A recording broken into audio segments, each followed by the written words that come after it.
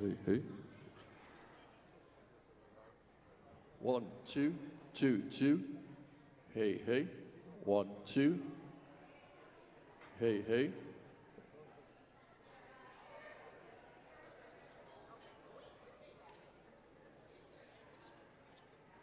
Good morning, good afternoon, and good evening.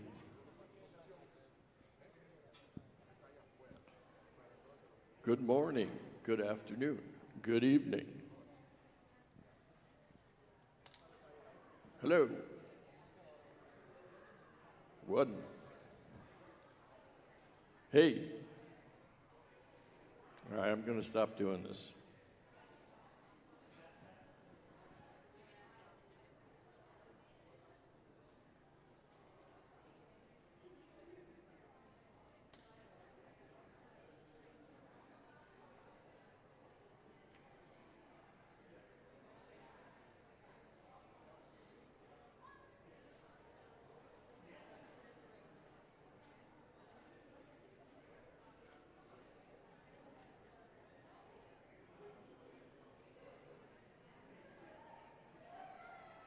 Hey, hey, 1, 2, 1, 2. Hey, good morning, good afternoon, good evening, good evening. Hey, good evening.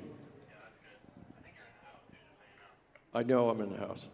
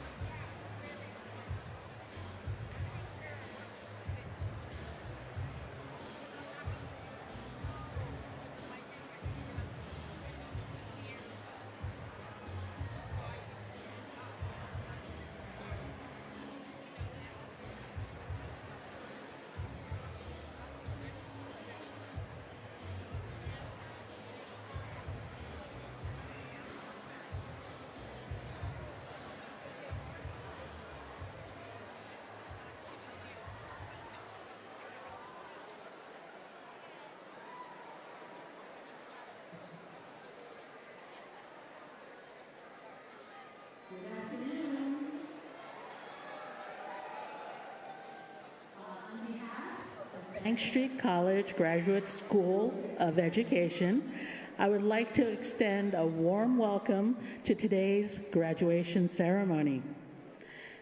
I would appreciate your attention for a few brief but important announcements and housekeeping tips from the Commencement Committee and United Palace staff. We are committed to creating a safe and enjoyable space for all today. We ask that all guests refrain from behaviors that will disrupt the event. You are welcome to take photographs or videos during the ceremony, but we ask that you stay in your seats to do so. Most importantly, please be considerate of others during the diploma presentation. Please check that all cell phones are silenced at this time. Your program includes the names of all students who have graduated in summer 2025, fall 2025, and are candidates for conferral for spring 2026. However, only the names of those graduates who have notified the registrar of their attendance will be called. The other graduates have their degrees conferred in absentia. Today's procession will be led by our student speakers, followed by the 2025-2026 graduating class, our Bank Street faculty, cabinet, board of trustees, and platform party. It is important that you now find your seat and clear the aisle for the procession and enjoy the ceremony.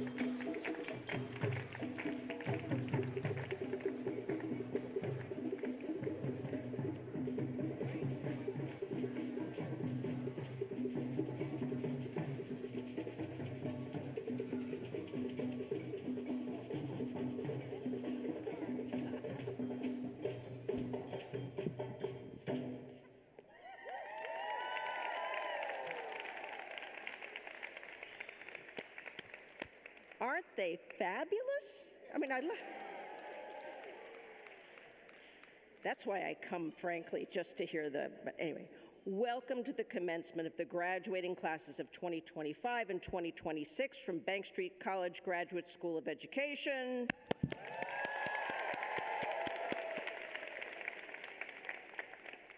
My name is Victoria Hamilton, and as the chair of the board, it is my privilege and my honor to begin today's commencement ceremony. I want to welcome our honored guests. I look forward to their remarks. The heart and soul of our graduate school, the faculty and dedicated staff, and most importantly, the graduates and their community of family and friends.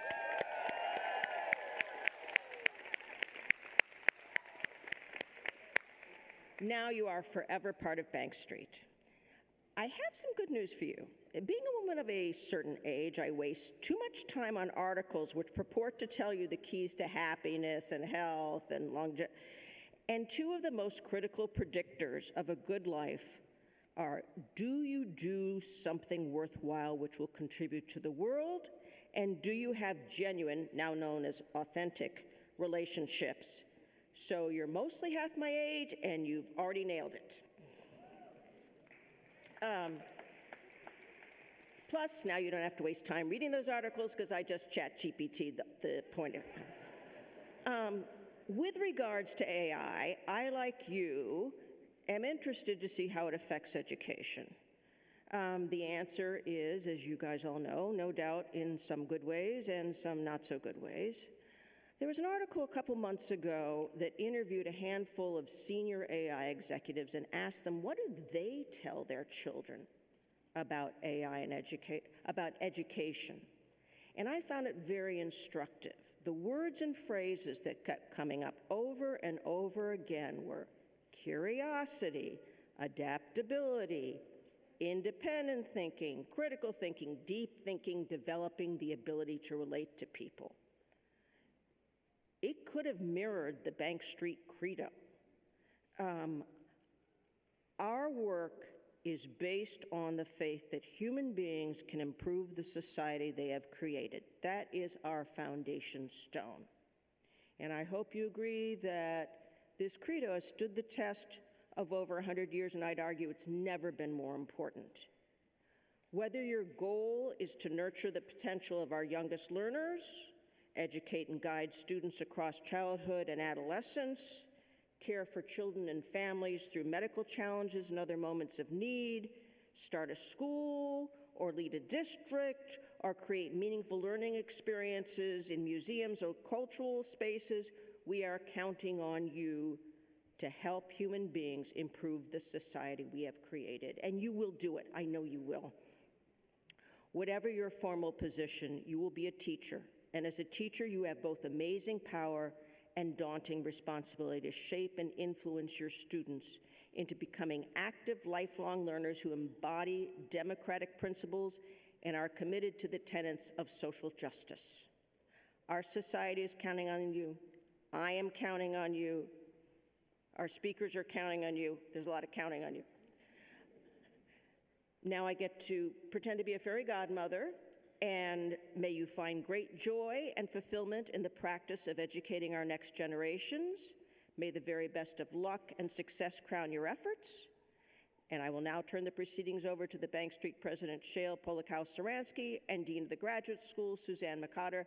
Thank you all for deciding to spend your time, your effort on Bank Street. I know you will find a rewarding future. Thank you.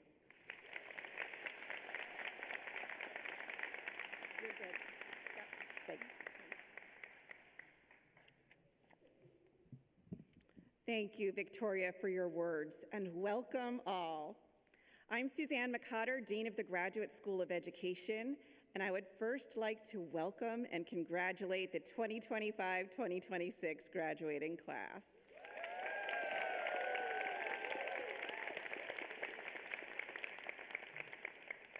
I'd also like to recognize the numerous Bank Street faculty and staff who volunteered their time today. This event would not be possible without their support.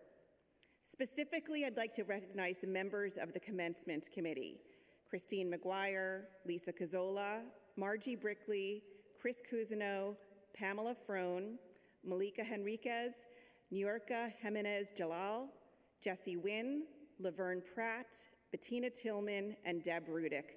They worked so hard to get to here. There are others who have done a lot and will continue to do a lot to make this ceremony special.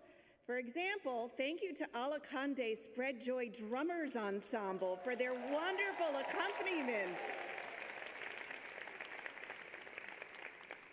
Thank you to Dana Austin for your services today, providing America's Sign Language for our ceremony.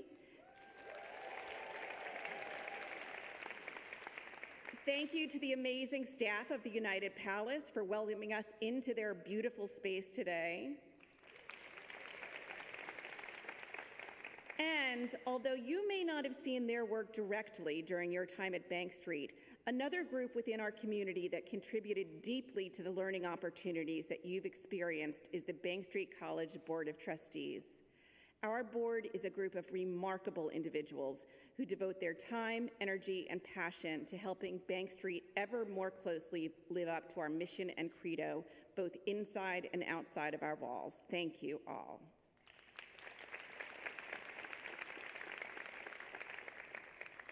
Graduates, most of you have been at Bank Street longer than I have.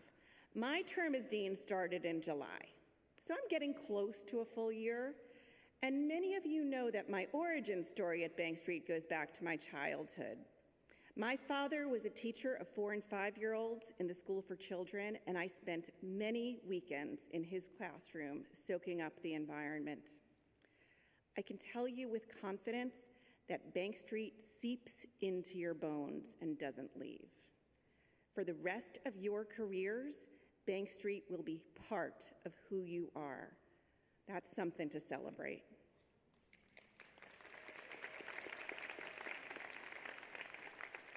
This year has reinforced much of what I believed about Bank Street and brought to life the words of the Bank Street credo that Victoria mentioned. Some of my favorite phrases from that credo are these: a zest for living that comes from taking in the world with all 5 senses alert. Live intellectual curiosities that turn the world into an exciting laboratory and keep one ever a learner. Flexibility when confronted with change and the ability to relinquish patterns that no longer fit the present. The courage to work unafraid and efficiently in a world of new needs, new problems, and new ideas. Gentleness combined with justice in passing judgments on other human beings, and a striving to live democratically in and out of our schools as the best way to advance our concept of democracy. At Bank Street, we live these principles every day. One of the things that makes me proudest about our college is that we authentically practice what we preach. The experiences you've gotten here are what you will do with your careers every day. Some of my favorite evenings this year were spent with you as you went on a field trip to the boiler room with Abby, connected your leadership practice to principles of adult development with Jessica, and this one might be my favorite, inserted IV tubes into teddy bears with Deb. After a career in higher education, I cannot emphasize enough how unique it is to be in an environment where these actions, grounded in sound research about best practice, are the norm rather than the exception. We are a community that cares about and supports one another. Sometimes that means brainstorming solutions to hard problems. Sometimes that means listening carefully. Sometimes it means sharing difficult news that will lead to growth and development. And always it means believing that each of us has the capacity to flourish. You will carry that modeling of care and support with you as you move forward as teachers, leaders, child life specialists, museum educators, social workers, as colleagues and mentors, as community members and advocates. Bank Street will now always be part of who you are.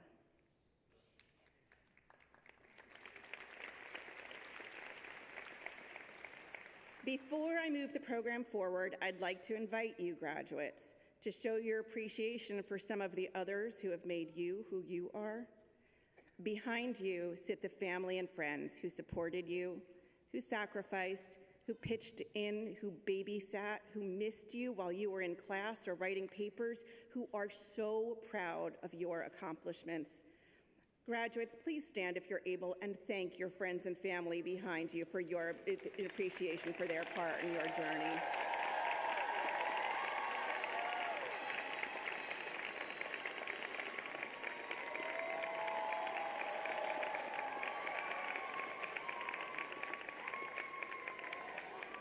Okay, now we got to move on. We don't want to be here till 8 o'clock. It is now my pleasure to introduce the president of Bank Street College of Education and your soon-to-be fellow alum, Shale Polikow-Saransky.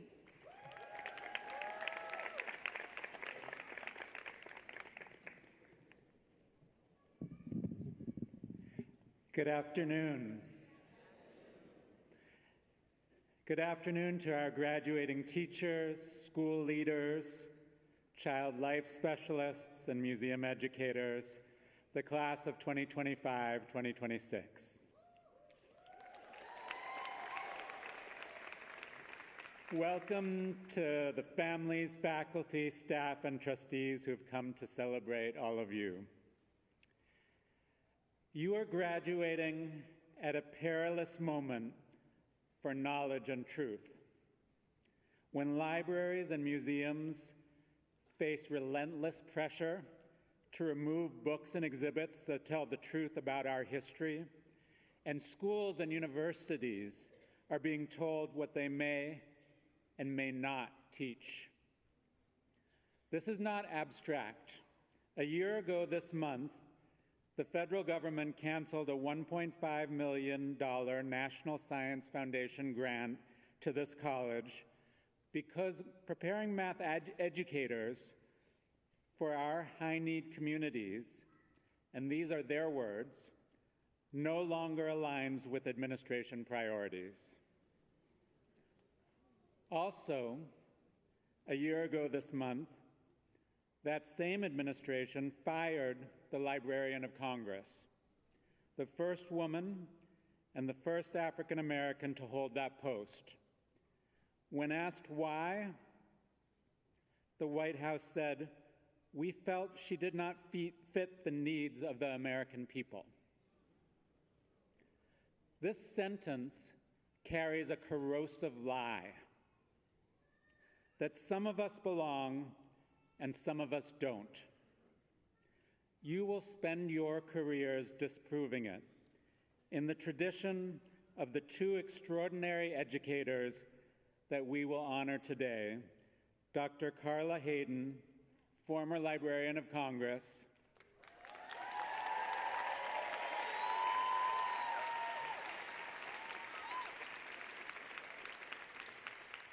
and Mama Fela Barclift,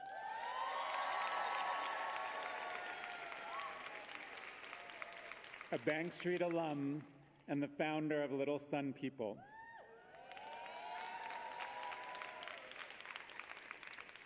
In 1981, Mama Fela could not find a preschool in Brooklyn that would see her daughter as the bright, capable, beautiful Black child she was. So she opened her own in her brownstone with 3 students and built it into Little Sun People, an Afrocentric school where every child who walked in would be seen, celebrated, and loved.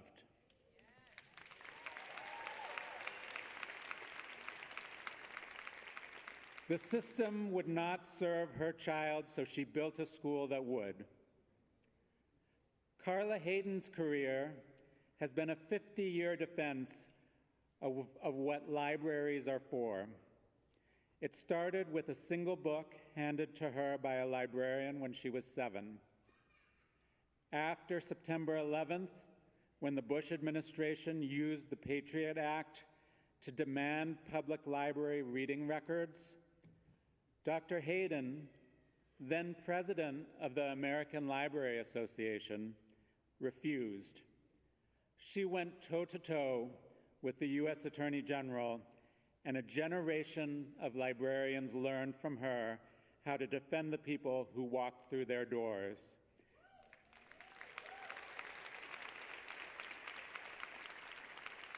She put it simply, free people read freely. When Freddie Gray was killed in 2015 and Baltimore erupted in protest, when stores across the city were closing their doors and pulling down their gates, Dr. Hayden, then the CEO of Baltimore's public library system, kept every one of the 22 branches open in a city grieving the death of a black man at the hands of the police. When she was asked why, she said, "We knew that people would look for that place of refuge, relief, and opportunity." Carla Hayden and Mama Fela are part of a long American tradition of Black educators and librarians doing this work for generations, often in defiance of unjust laws, always for the children. That is what it means to meet the needs of the American people.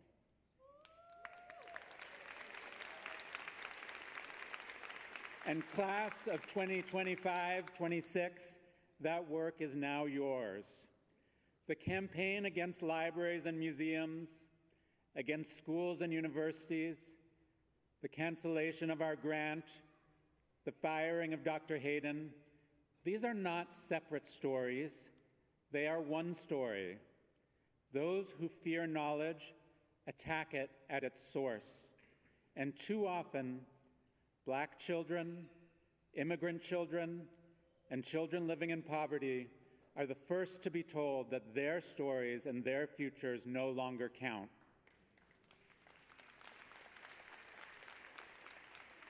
When the powerful speak of the American people, those are the children they leave out. We must call it what it is, racism, dressed in the bureaucratic language of priorities. The cruelty of this administration has hit close to home. That grant was not just a loss of funding. It was the loss of scholarships for 13 New York City public school math teachers, our Noyce Fellows, many of them teaching in the same communities where they attended school as children. And just as they neared the finish line, the federal government cut the support. In response, Bank Street called for help, and our community answered. Generous alumni gave so that students they did not know could have a chance that they once had. In less than 2 months, we raised $325,000, every cent of those scholarships.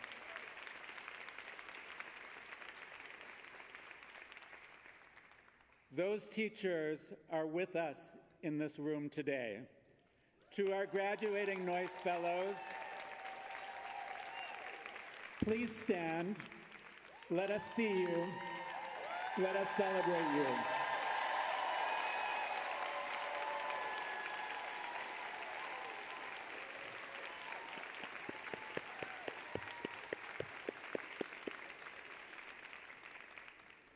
Preparing educators for our high-need communities may no longer align with this administration's priorities, but it still and always will align with Bank Street's priorities.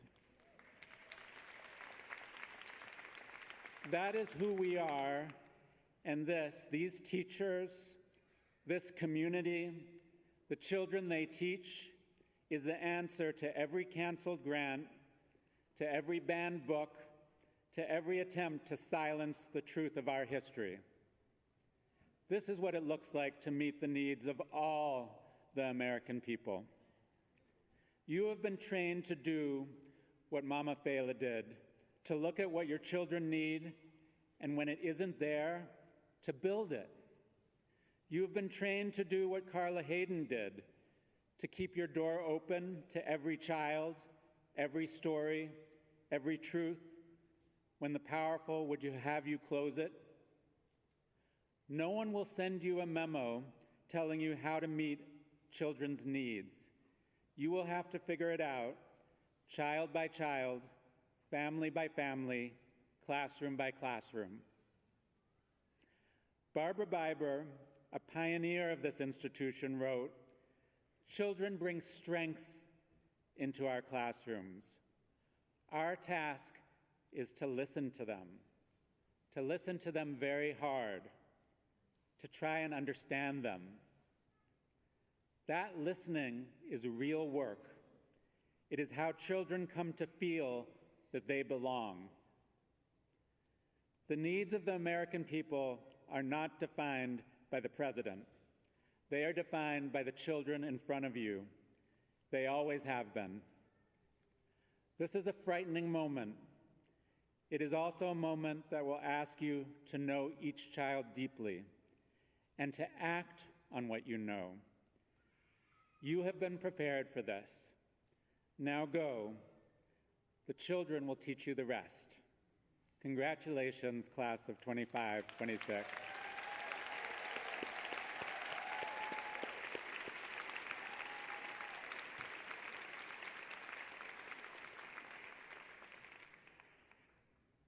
I now have the honor of conferring the honorary degrees.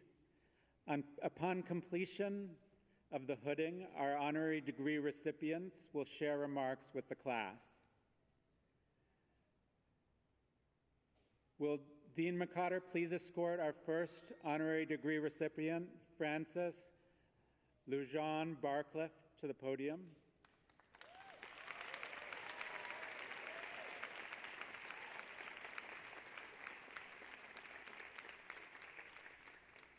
Today we celebrate Frances Lujan Barcliffe, who is lovingly known as Mama Fela.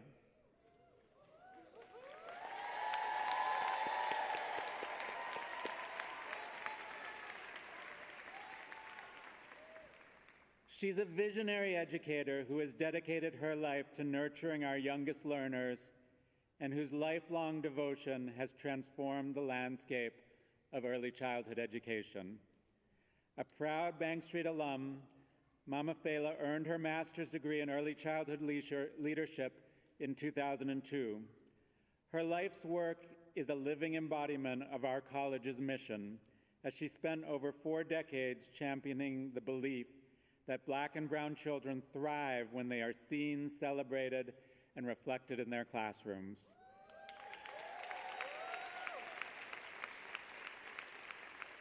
Mama Fela's journey began in her own Bed-Stuy brownstone, where she was driven by a desire to provide her youngest child, Aaliyah, who is now the new executive director of the program created for her.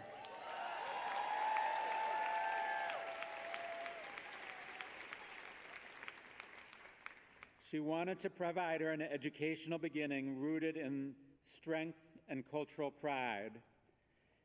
In 1981, she took her ideas out into her community by founding Little Sun People, an Afrocentric preschool that incorporates themes of social justice into its curriculum and teaches Black and brown children from their very first steps that they are smart and that they belong. Throughout her career, Mama Fela has remained dedicated to dismantling the effects of systemic inequity on our youngest children. She established a curriculum that celebrates the beauty and strength of racial difference and that empowers students to embrace their own excellence and to navigate the world with confidence. Her profound contributions have earned her the deep respect of the Bank Street community, which honored her with the Bank Street College Alumni Awards recognition in 2018 for her unparalleled work in the field of early childhood education.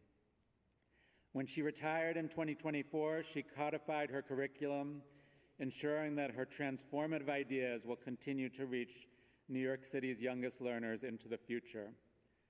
So, Frances Lujan Barcliffe, for your courageous leadership and your enduring investment in the dignity of all children, we are proud to honor your legacy, and we confer upon you the degree of Doctor of Humane Letters, honoris causa.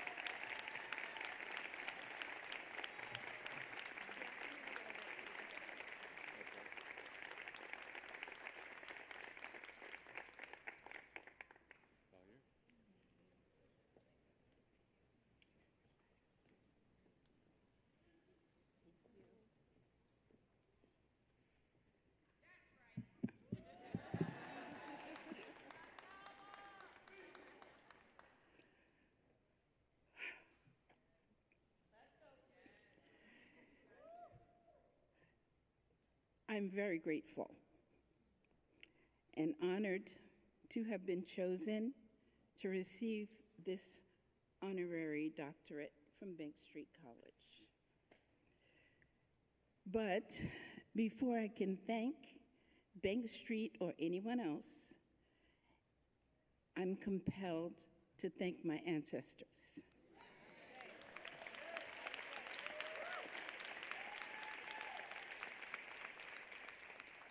Those ancestors, people of strength and courage, who fought to stay alive during the greatest harm of slavery and the Middle Passage so that I could stand before you today.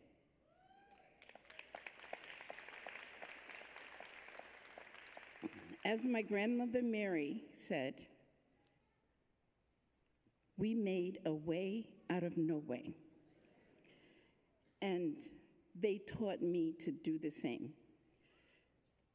So I begin today, as we do at every program, every meeting, every group at Little Sun People, by thanking and honoring my elders, my ancestors, those I know and those that I don't. I honor and thank them all. And I will have to do something that we always do. Give them a little bit of water.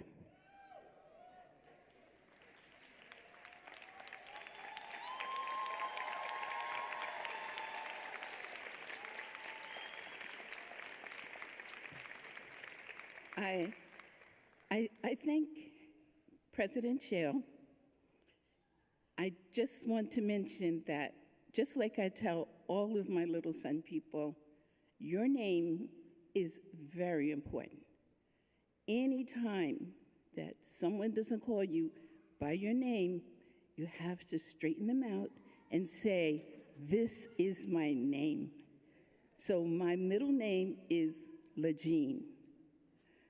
Frances LaJean Barcliff.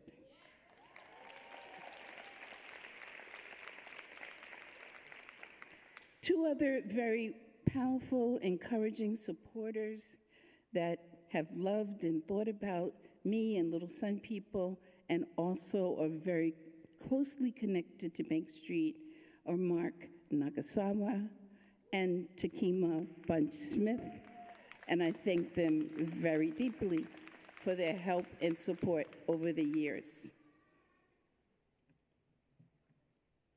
I thank them for, and all Bank Street staff and leaders for their recognition of my decades of visioning, study, observation, research, initiative, and most of all, my daily practice with my greatest teachers, and those were the 2-year-olds that I was lucky enough to get to work with for 45 years.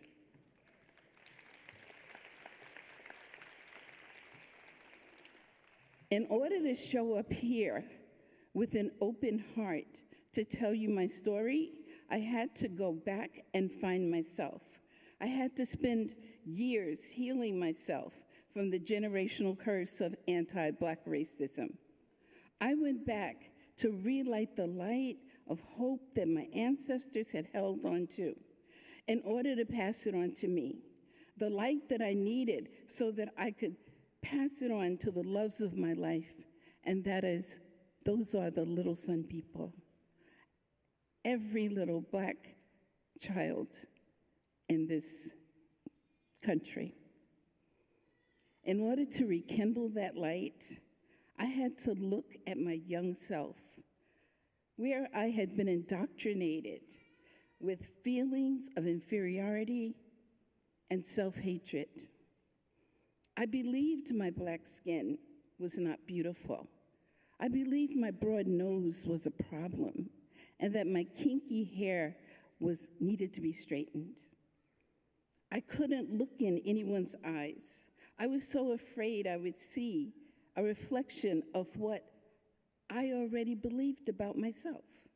Fortunately, in spite of all the negative imagery around me, including all the powerful messages of Black savagery and lack of humanity, I held on while continuing to make a way out of no way.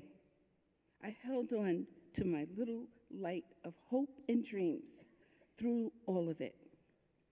There were a few of my own Black leaders, though, who nurtured me. Elders who smiled at me, who looked at me with love and attention.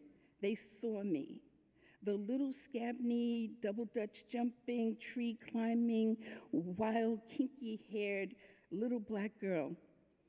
And they showed me with the love light shining from their eyes how happy they were that I was born. My mother is one of those people. Strong family woman, never quitting, in even the toughest of times, and there were many. My mother, who taught me to never give up and to keep pushing through, my mother was supposed to be here today in seat 55, right there. And yesterday she fell and broke her hip. So she isn't able to be here in person, but she's here in spirit. Standing next to me,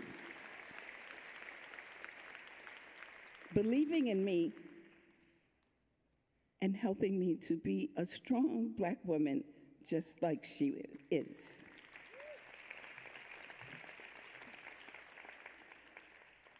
Even with all of that, there were days when I wasn't sure I could go on. Living in my Black skin with my spirit and body treated daily to injustice and inequality, which could make anyone stumble sometimes. But along with the beautiful faces, gleeful laughter, and loving natures of my 3-year-old teachers, my spirit and intelligence was also lifted as I learned my history, the history that has been hidden from me for so many painful years. I was fortunate to see and hear Malcolm X in person. He lived, and then he said something to me that I will always remember. I remember him saying to all of us standing there looking up at him, he said, "They lied to you about Africa." And I have kept that in my mind and soul ever since that day. I was fortunate to see and hear him. And at 11 years old, I went on my personal journey in search of finding and understanding the story of the African continent and its people through the eyes of people like Malcolm X, Thomas Sankara, Kwame Nkrumah, and so many others, whose voices have mostly been silenced, but not to me. I heard them. I went looking to learn my history. I found out that many, if not most, of the great royal houses of Egypt, for instance, were led and created by Black people that looked like me and my 4-year-olds. Who would have guessed that, given what the narrative has shown to us over all these years? I dug into my history, and I learned about Africa before the wars known as colonization. I learned about 1619 too. I had to understand and know about enslavement and the details of what happened there. And during and after the 250 plus years of slavery, I had to learn it so that I could figure out how to pass it on to the little son people, my 5-year-olds, without breaking them, but lifting them. I tried many things until one day I looked back at that little Black girl that was me, who could easily have been a part of the Kenneth and Mamie Clark famous doll experiment.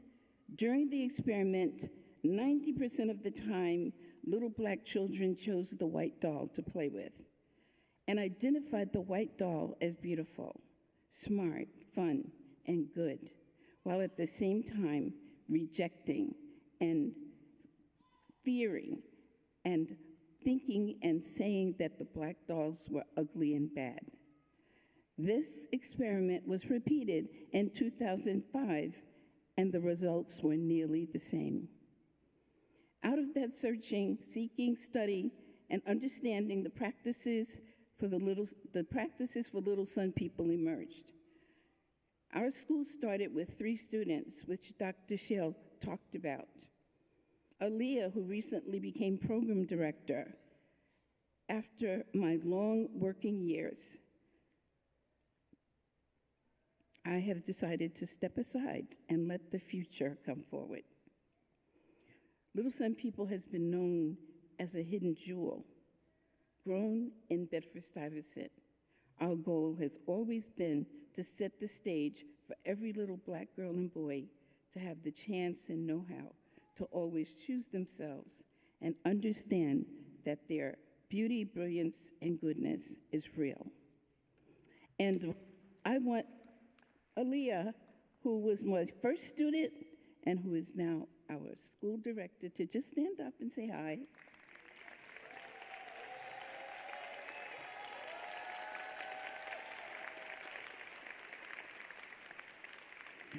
As I search for ways to prepare the environment that would reflect and reinforce Aaliyah and her 2 little black girlfriends, the idea of black goodness and greatness needed to be reflected in that room.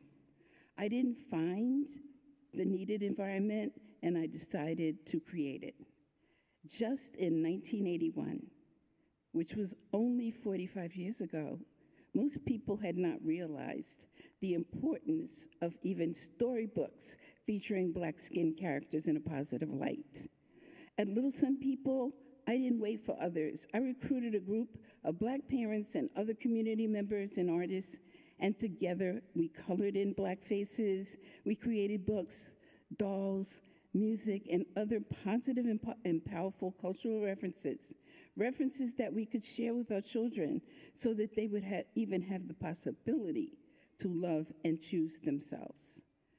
From 1981 until today, my teaching team and I have focused our energy and our intellect on creating, devising, and implementing our African-centered curriculum, a design that we had connected to New York State standards based preschool curriculum, a curriculum that is indeed comprehensive, except for one thing: the appropriate truth, recognition, inclusion, and honoring of African history and culture. It is not there. If only race and racism weren't such a deeply integrated part of every aspect of the culture of the United States, we may not have needed such an intense African-centered early childhood program. But we must have it because race and racism is one of the toughest issues that this country has never honestly faced in its culture nor in its educational system. All of us are feeling every day that we leave our little black children out there navigating these treacherous racial waters with nothing but a pink bunny and a Barbie doll. We have to tell them the truth. And Little Sun People's aim and goal is to always tell the truth to our children. Our plan for each child is not only teach them their ELAs and their maths, but to help them and their parents to understand the essential nature of a daily affirmation, an affirmation connecting that child back to their roots in the great continent of Africa, while never skipping over appropriate methods of talking about enslavement, helping our children learn they never have a reason for shame, but only reasons for pride and unshakable confidence, where every child can hold up his head, look anyone in the eye, and know that they are big, bold humans, as good, smart, and beautiful as anyone else on the planet. And I truly thank all of my teachers at Little Sun People, many of whom who are here. You could stand, take a little bow, you teachers. We've heard you all, so you might as well show yourselves.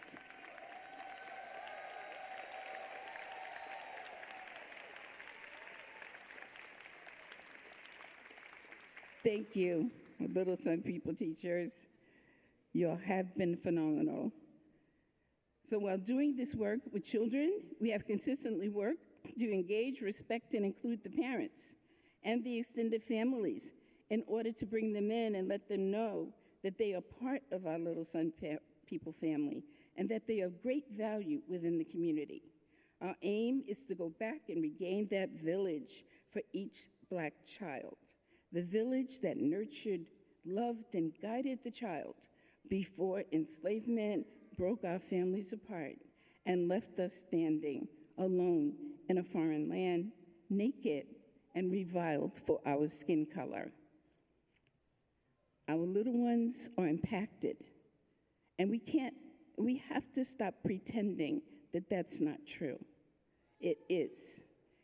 And we work at Little Sun People with the families to lift the heavy weight of ineffective and often untrue narrative that we hope will give them a greater chance of thriving in a world that, when you say tough, it's not really describing fully what happens for people of African heritage. Little Sun People is working to shine a light on a great path for our Black children. Along with their parents and village, our staff of beautiful, brilliant, creative, professional Black women teachers and leaders are doing an excellent job of keeping and rekindling the light that illuminates the path that will move us all forward to find ourselves in love and free once again.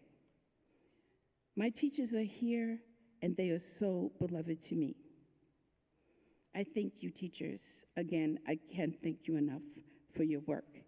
And I also want to thank and appreciate the new teachers coming forth here from Bank Street. I congratulate all of you, and I definitely want you to know that you have chosen a field that is the best in the world. No matter what AI billionaires may tell you, none of that is really true. What you're doing is what is meaningful in this world. So I congratulate you, and I thank you for your effort to learn and to bring who you are to the children who you will touch and who will touch you. In closing, I want to thank my own village, my dear family, my children and grandchildren, my siblings, and my friends who came out today to celebrate and encourage me. So family, you know who you are. My friends, my siblings, you stand up, take a little bow.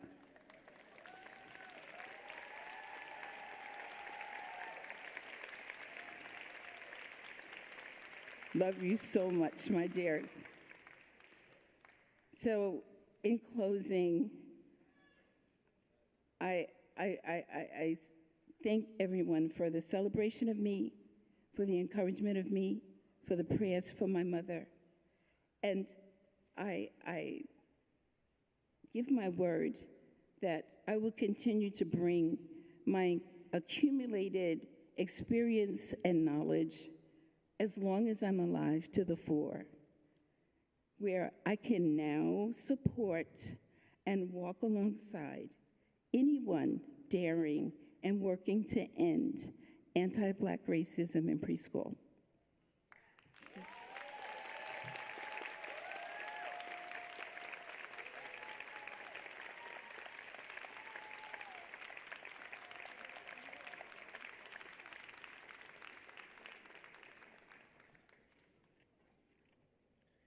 Thank you for that inspiring message.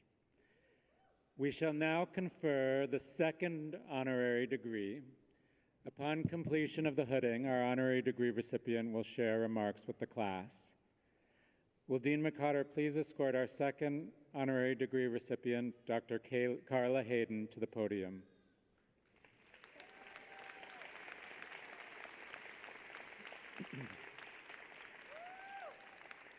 Today we celebrate Dr. Carla Hayden, a renowned leader in library science and a fierce advocate for equity, literacy, and universal access to information.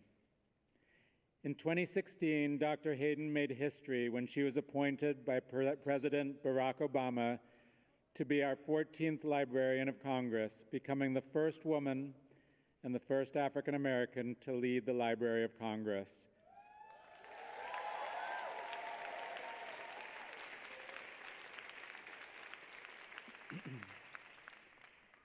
The Library of Congress is our nation's oldest federal cultural institution, and in this role, which she held until 2025, she transformed one of our country's most vital institutions, making it more inclusive and responsive to the needs of our diverse democracy.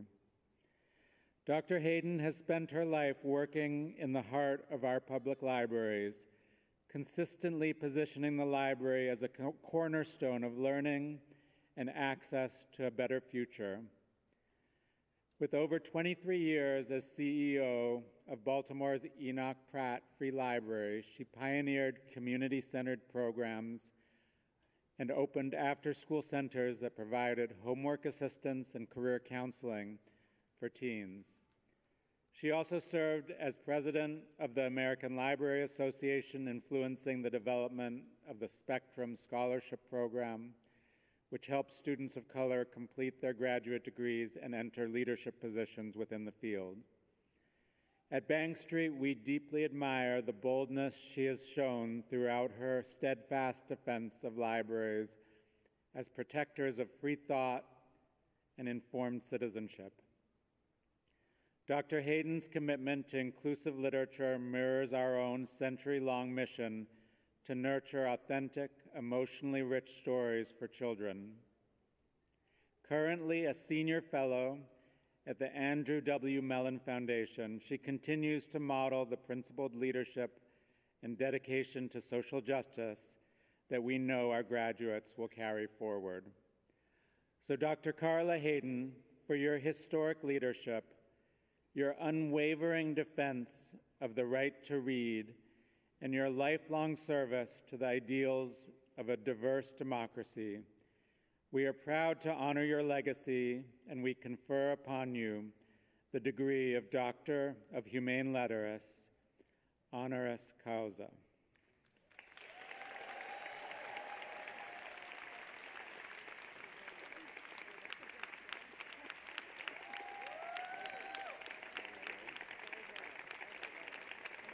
Take a quick picture.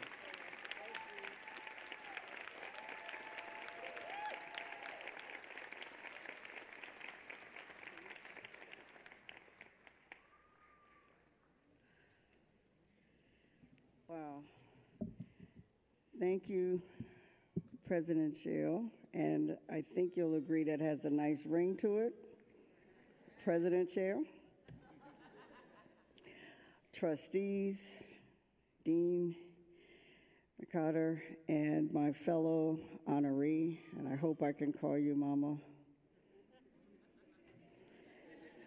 It's an honor to be on the stage with you and to be honored with you, and to be recognized by an institution that has trained and inspired educators and authors and artists and policymakers and even librarians like me. To be honored by you is profoundly meaningful. Librarians, you might not know, have looked to Bank Street for decades as the gold standard for how to base their work in the solid research and practice in understanding how children learn and grow. Bank Street was the training ground for notable children's authors that filled library shelves: Margaret Weiss Brown, Lee Bennett Hopkins, Edith Thatcher Hurd, and Ellen Terry, the first African-American picture book author. And so, on this special occasion, I have to say that this recognition, this special recognition, is not mine alone. It belongs to librarians everywhere. And that's so fitting.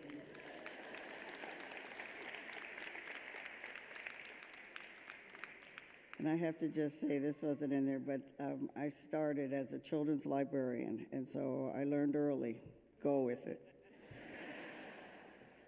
Because librarians and library workers everywhere open their doors physically and now digitally each day with the same conviction that children and youth deserve and need to have books and materials that are, as Dr. Rudine Sims said, windows, mirrors, and sliding doors to the world.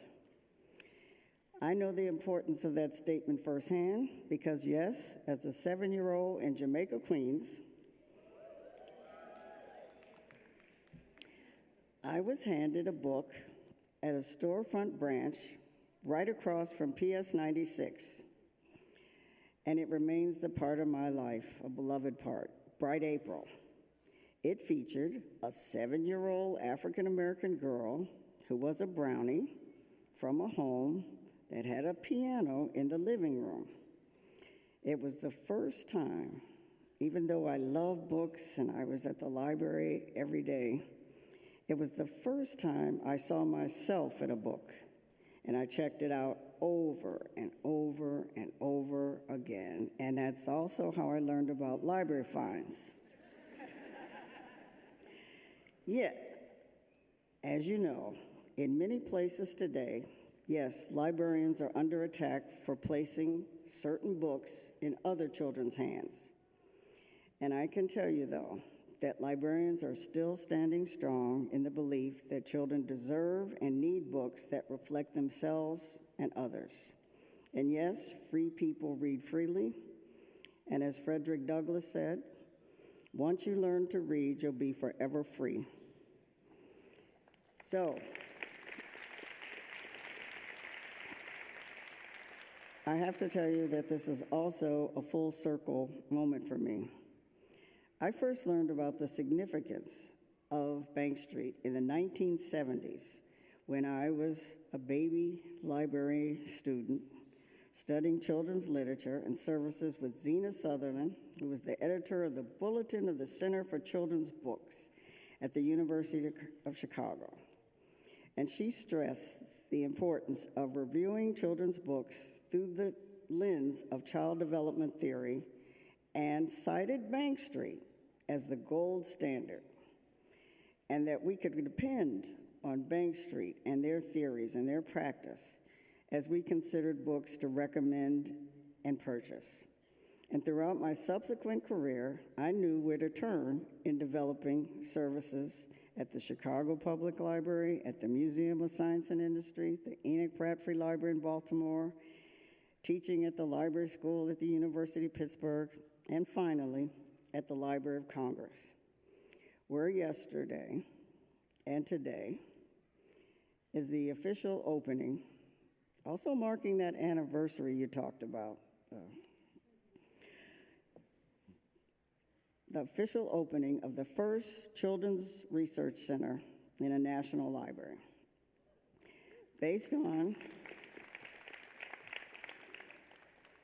a youth advisory committee who named this resource center the Source, and they worked with designers and educators led by a Bank Street graduate who had developed, that's one of the reasons why we wanted her.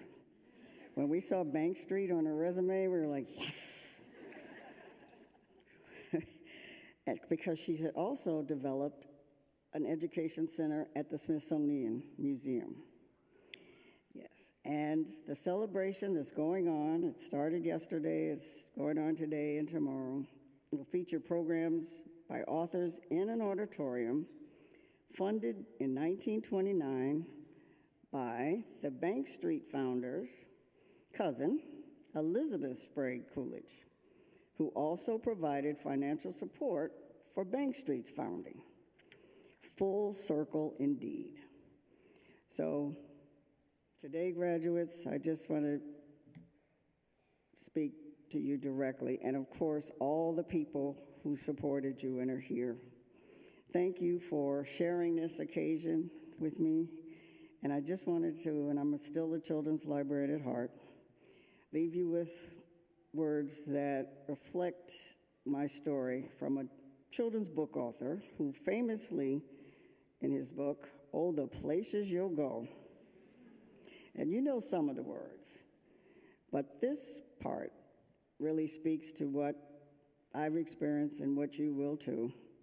I'm sorry to say, but sadly it's true, that bang-ups and hang-ups can happen to you. But just never forget, you will succeed because you know what you know. And so graduates, you are grounded in Bank Street and you will succeed. So thank you, and thank you on behalf of librarians everywhere.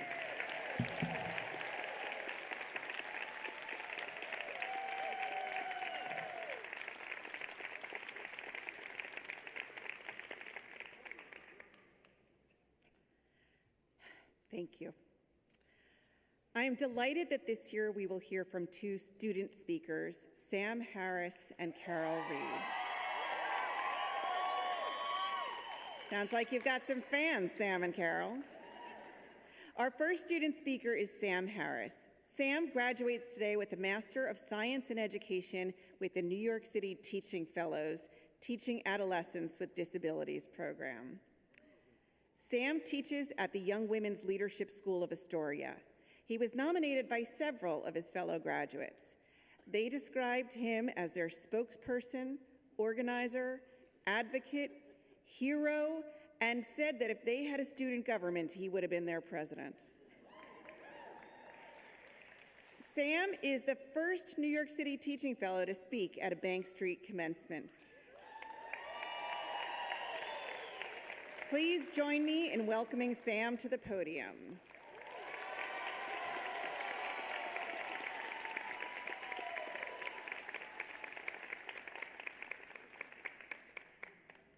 Congratulations, Sam. Hi, everyone. What's up? Well, welcome. Thank you to our wonderful faculty, staff, President Shel Polako-Saransky, trustees, alumni, community members. Thank you to all of you who join us today. Thank you to all of you who have traveled far, who took off work, who are watching from kitchens and classrooms and hospital beds. Thank you for helping us make it here today. My name is Sam Harris. Hi. I am a member of the graduating class of 2026, earning my master's in secondary special education, and I'm a middle and high school science teacher, a special education science teacher at the Young Women's Leadership School of Astoria in Astoria, Queens, the best neighborhood in the world's borough. Thank you. Shout out to Jonathan Ryberg for teaching me most of what I know, and the rest of the Twills Astoria staff and faculty who've been very patient with me as I begin to start to get better at my job. So I am a different type of student from many of you who are receiving degrees, certificates, etc. today. I am a graduating member of the 38th cohort of the New York City Teaching Fellows program, a program that is focused on filling high-need disciplines in Title I schools across the 5 boroughs. Sure. No.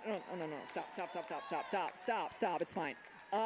But it is a notoriously difficult program, and it has to be.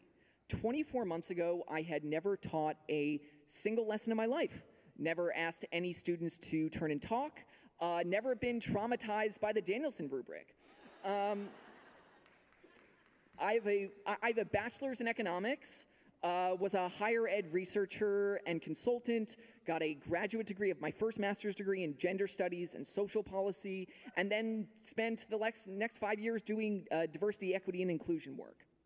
I wrote reports that were glanced at, put on a shelf, and then ignored. I was uninspired and unmotivated. And then one day, I was sitting at dinner with my friend John, an amazing high school English teacher at Mass Beth, who's also a pretty good track coach and a great dungeon master.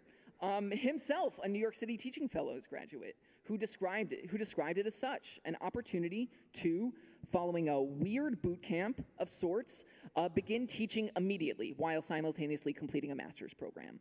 You're thrust unelegantly into the life as a public educator. My cohort came to this program at different points in our lives, some with backgrounds in as television editors, chefs, personal trainers, members of the military force. But today, we were all looking for something new. And today we get to celebrate this day alongside other education comrades after having made it through the first of many brutal gauntlets to try to bring public education to every member of this city. As I grow as a public educator, I am learning up close the many ways in which our public schools in New York City are the social safety net. And as the cracks in our social safety net widen, it is our public schools that are picking up the pieces. Our systems are treading water just to keep up. The task is overwhelming. The overlapping economic, socio-political, and ecological disasters are creating an environment in which it feels as though we are doomed to fail at supporting at the very students who we are meant to nurture. Today, I cannot deny that I am scared. But I also see the ways in which we as a city are striving to adapt to meet those greater needs. We continue to progress and expand on the margins of society, accepting, celebrating, supporting everyone. Our schools are now also kitchens, doctors' offices, theaters, technology and maker spaces. We employ social workers, child life specialists, occupational therapists to provide this critical extra support. And to provide that support takes time, it takes money, but most importantly, it takes people. Which is why I now have an ask. I want to talk to the people in the audience who are not teachers. Hi.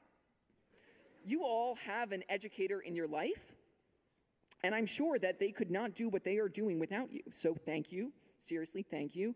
But I also wonder, have you ever asked them what made them choose that path? What makes them get up so early in the morning, every morning? Have you ever considered joining them? We need you. We need you. Seriously, we need you.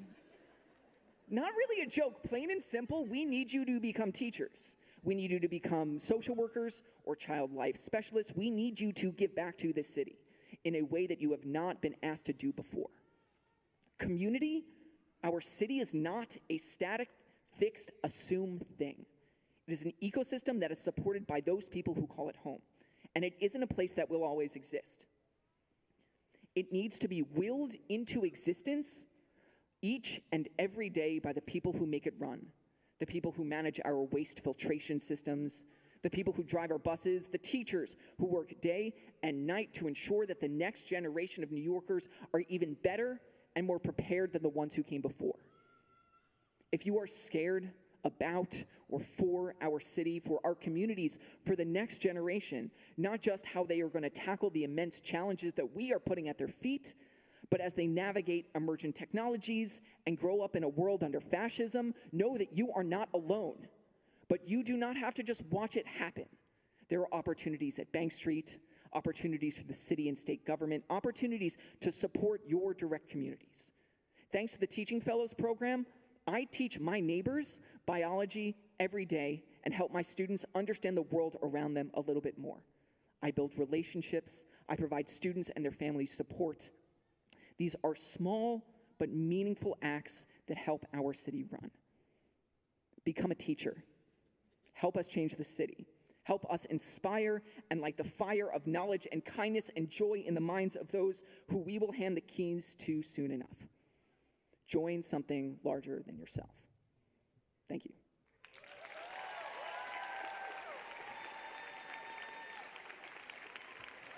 Thank you.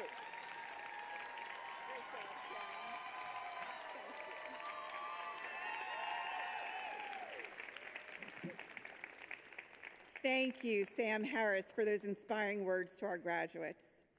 Our second student speaker is Reid. Carol today graduates with his second degree from Bank Street, a Master of Science in Education with the Leadership and Mathematics Education program. In 2015, he graduated from the dual certification program in Childhood Special and General Education. Carol's a peer collaborative teacher and a teacher leadership ambassador at PS 76 in the Bronx. He was nominated by a faculty member who said, "He steps into his learner's stance with confidence and has demonstrated an understanding that through shared inquiry with colleagues and students, we learn and grow together." Embodying that Bank Street spirit, please welcome Carol to the stage.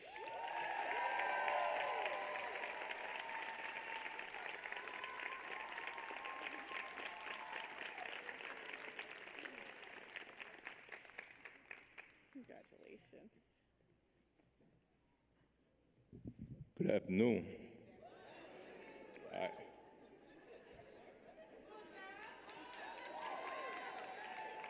President Shell, Saransky, Board of Trustees, faculty, family, friends, and most importantly, the incredible class of 2026. I want to begin by acknowledging my family, especially my parents, because this journey didn't start with me. They were educators in Jamaica before migrating to the Bronx.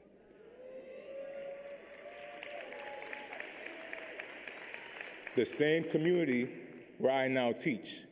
So in many ways, this moment feels full circle. My mother introduced me to Bank Street after receiving a letter about an open house. It was her invitation, but she encouraged me to go. A decision I didn't really realize at the time would actually shape the entire trajectory of my life. My first degree, as you heard, was from Bank Street in Childhood Special and General Education, a dual cert program. An experience that shaped the foundation of my practice. Through that experience, I was prepared for the realities of the classroom. I found joy working with students, collaborating with colleagues, and refining my practice. For a while, I thought that would be my path. But something interesting happened.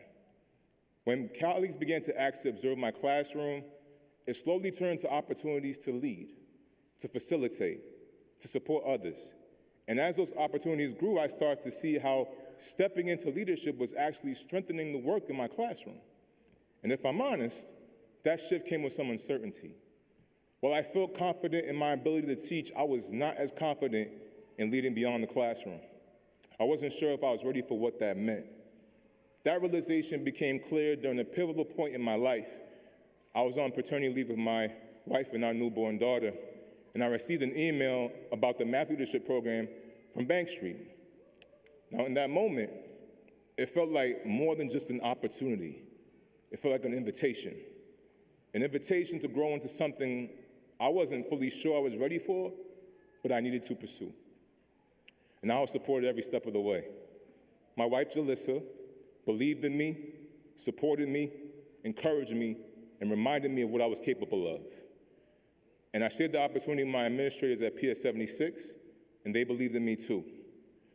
One of the greatest parts of this experience has been my cohort. A group of some of the most talented, thoughtful, and inspiring educators I've ever had the privilege of working alongside.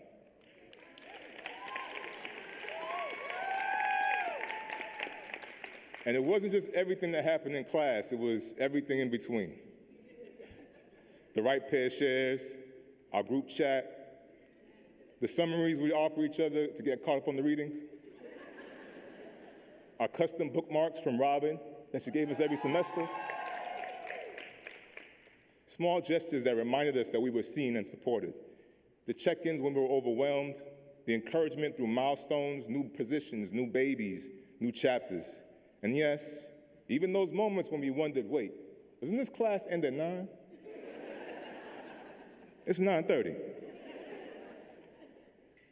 Opportunities like Saturday Math and spaces like the Summer Math Conference, through those and others, I was reminded that growth doesn't happen in isolation. It happens in community. And all of this, what stands out the most is this. We don't just move through this program as individuals, we carried each other through it. And that sense of community extended beyond this cohort. Through my acts and research, I had the opportunity to learn alongside my students and my colleagues at school, trying new ideas, reflecting on student thinking, growing together through the process. Through their openness, their feedback, and their support, it helped shape this journey too. Return to Bank Street challenged me in the best ways. It pushed me to embrace discomfort, to ask deeper questions, to understand that leadership is not about position, it's about commitment. I've also learned that growth doesn't always feel good. Some of the most important moments came when I felt unsure, when I questioned myself, when I stepped into spaces I didn't feel ready for. But discomfort isn't something to avoid. It's often the very place where growth begins. I used to think that leadership meant you always have to be confident. You always got to be clear. But what I've come to understand is leadership often looks like asking better questions, listening more deeply, and continuing to move forward even when the path isn't fully clear. And I don't think I'm alone in that. Not all of us felt ready for this moment. Not all of us had a clear path. Not all of us knew exactly what we were stepping into, but we showed up anyway.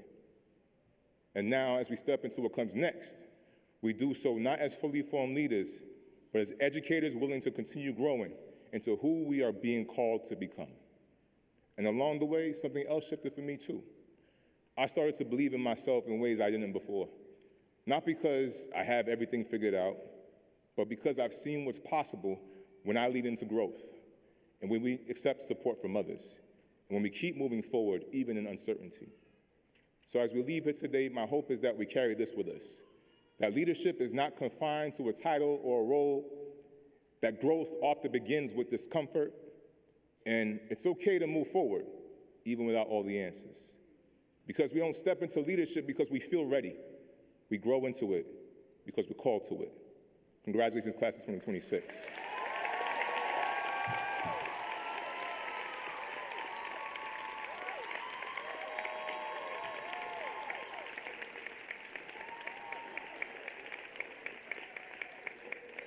Thank you, Carol, for your wonderful words. I now invite Misha Paskar, Representative at Large on the Executive Committee of the Bank Street College Alumni Association, to offer remarks and congratulations.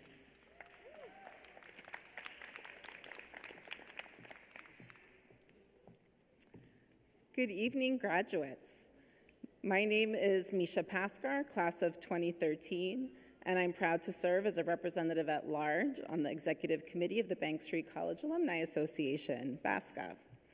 It is truly an honor to stand with you today here in this incredible space at the United Palace, celebrating all that you've accomplished and all that lies ahead. Congratulations to each and every one of you. Today is a moment of joy, of pride, and if we're being honest, probably a little bit of relief. You made it through long nights, demanding coursework, fieldwork, jobs, families, and everything else life asked of you along the way. You made it here. And now you join a community, not just a network, not just a listserv or a LinkedIn group, but a community of people who share a set of values about education and the world we want to build. Because the truth is, you are graduating into a complicated moment for education. Across the country, we're seeing deep questions about what schools should be, what should be taught, and who gets to decide. Educators are navigating increasing pressures, from policy shifts and political debates to burnout and resource gaps. At the same time, students and families are carrying more complexity than ever before. And yet, this is exactly why your work matters. Bank Street has never been about easy answers. It has always been about thoughtful questions, about seeing the whole child, about understanding that education is not just about information, but about relationships, identity, and possibility. That approach, your approach, is needed right now.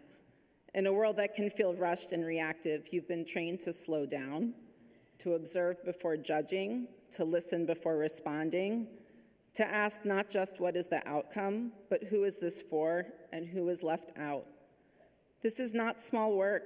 This is transformative work.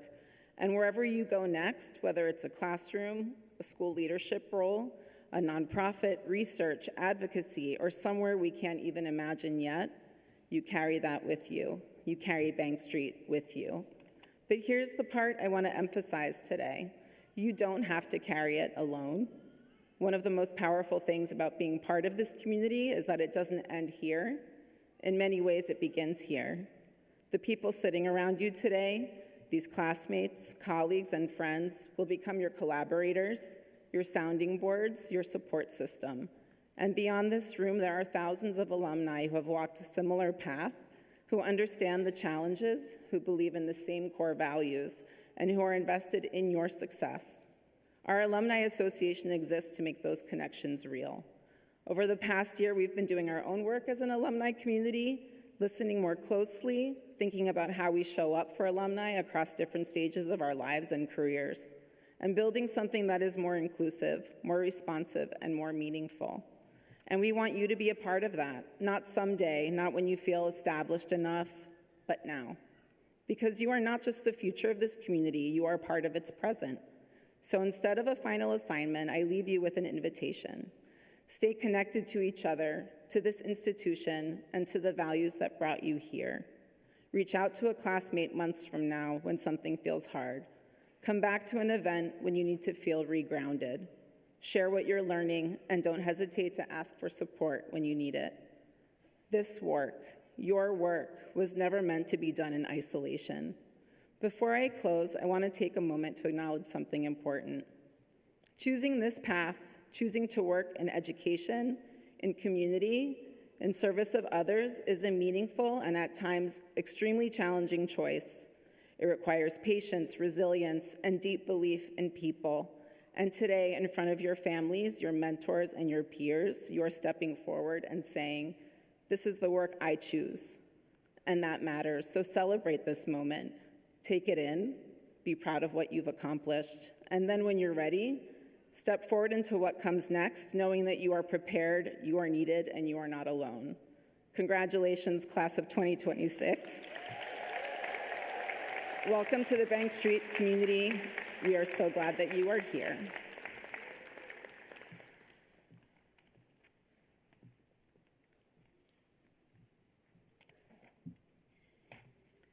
Thank you, Misha, for your remarks to our new Bank Street alumni.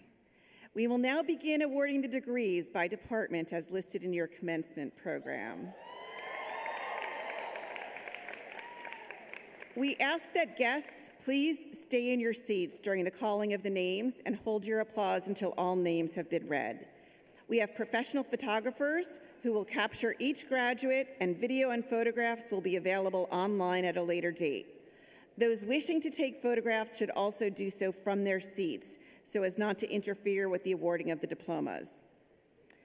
Graduates, please proceed up the stairs as your name's being read, where we'll pause for a photograph. As you exit the stage, members of the Alumni Relations team will present you with alumni gifts.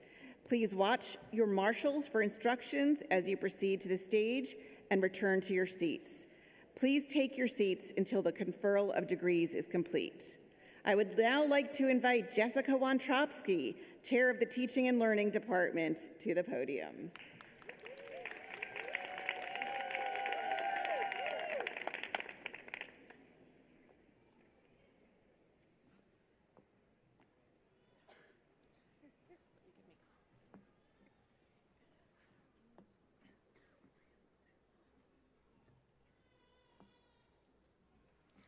We now present the candidates for graduation from the Teaching and Learning Department, commencing with our Child Life program.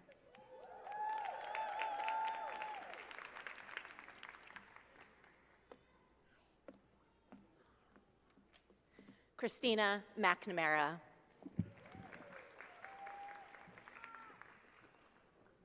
Veronica Angus. Cassandra Jankowski. Janice Joseph. Abigail Fehrenbaker. Juliana DeGennaro. Catherine Lurie.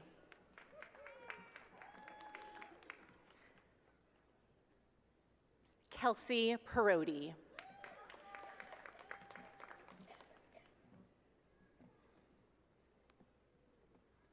Leah Etienne.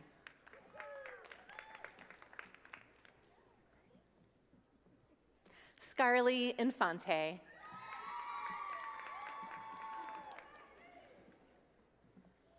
Aline Veth.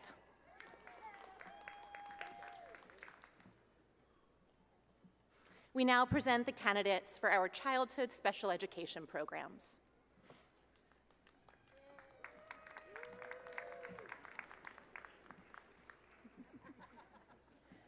Maria Arteta Martello.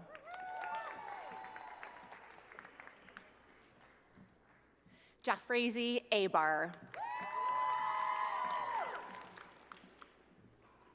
Zazita Walker. Isabella Brocious. Eliza Kissick. Isabel Kennedy. Ariella Hakim.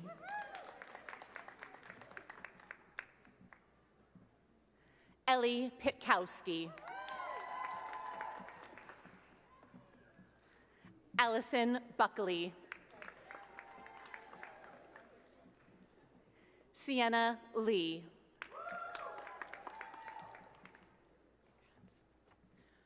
Shauna Bobbitt. Samuel Malter. Demi DaCosta. Sheena Andeline Grandois.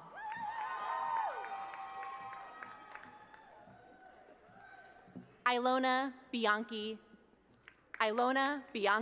Legaspi. Lucy Haydam. Grace Jian Kim. Ariana Stassa. Devika Ganapathy.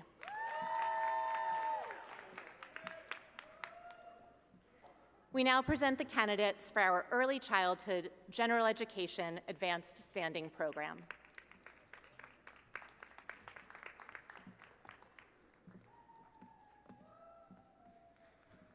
Shahida Purdy. Norma DeGante. Stephanie Gonzalez. Delaney Martinez.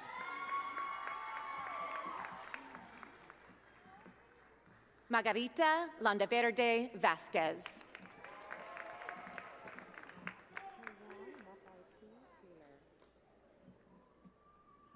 Kayan McCoy Clue Taylor.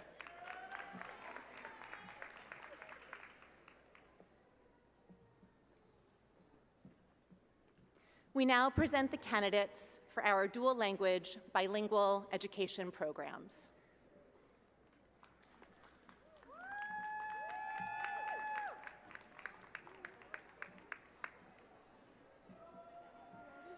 Cris Belis Rosario Garcia.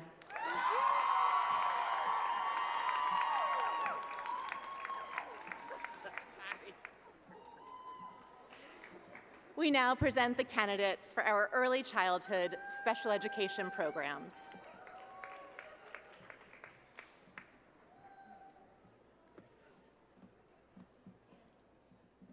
Kayleen Carrillo.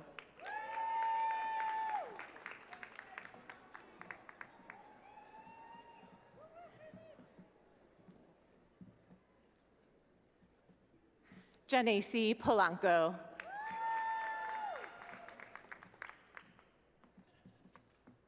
Chantil Jenkins.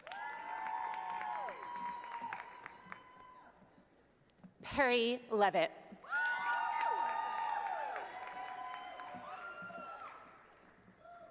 Lucia Cardone. Emily Meadows. Ashley Upchurch. Natasha Williams. Tynia Nickens.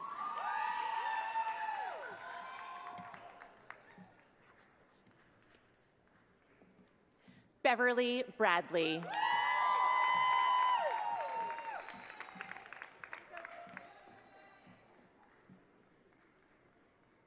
Jasmine Schmidt. Natalie Young.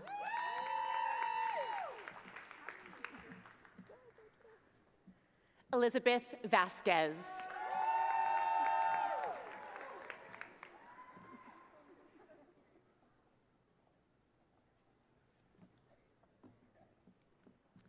Giselle Karen Bryce.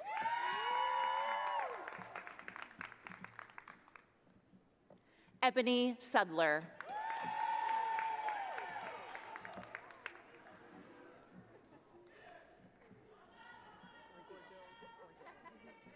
Kelsey Gordills.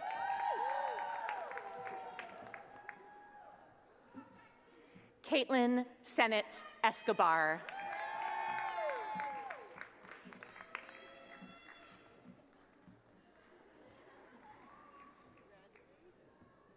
Gina Lasco Sherwood. Casey Lynn.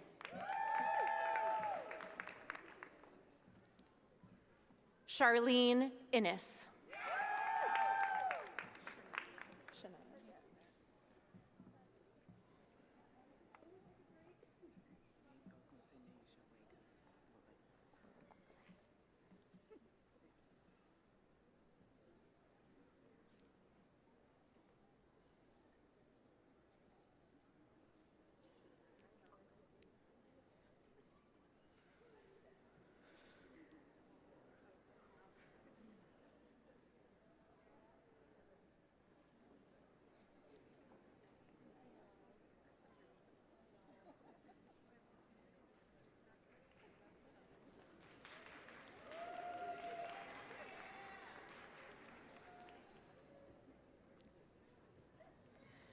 Shania Koger. Kelly Singer. Emma Goodman. Madeline Wariski.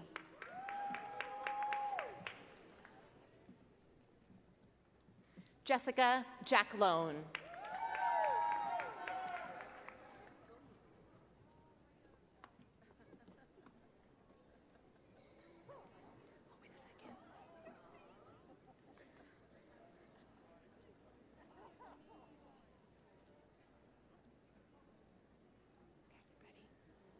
Justine Jacobs.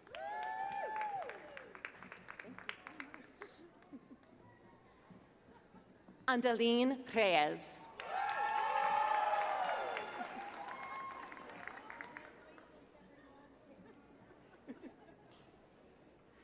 Taylor Vincent.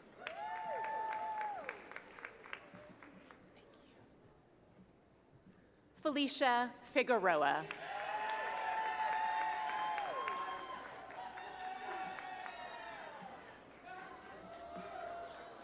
We now present the candidates for our general education programs.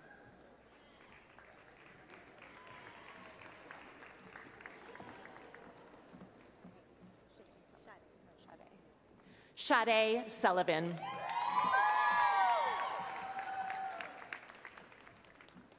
Ramona Lopez. Agnes Bowe. Olivia Oswald. Angus Davidson.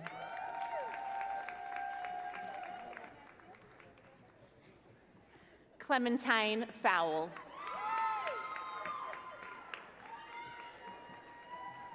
Angelica Bernier.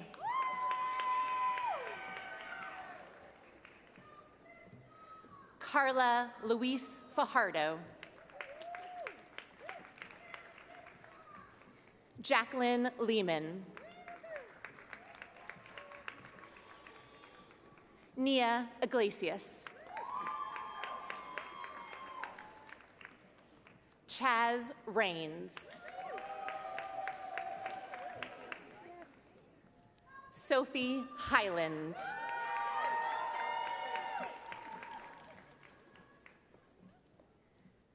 Shannon Connors. Wait just a minute.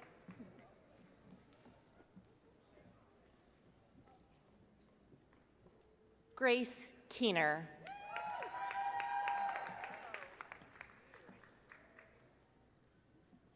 Michelle Perkins.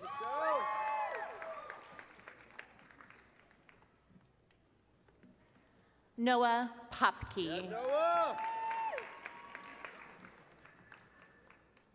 Stuart Gurman. Paige Elberg.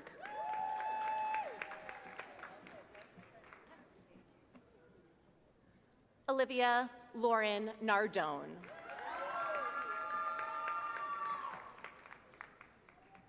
We now present the candidates for our infant and family development and early intervention programs.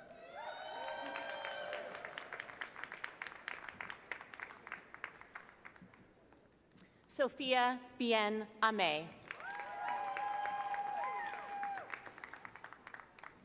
Alyssa Cooperman. Jordana Blumberg. Isabel Barry. Paloma Castillo. Elizabeth Foster. Allison Levin. Fiona Grant. Sarah Winter. Leah Newman.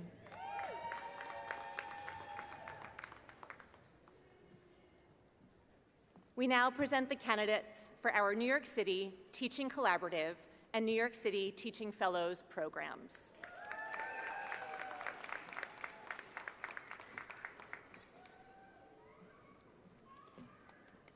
Oyenkosala Oyetade Akinde.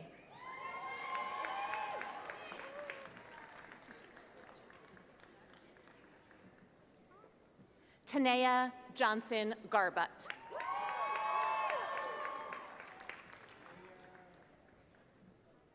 Leah Singh. Samuel Harris.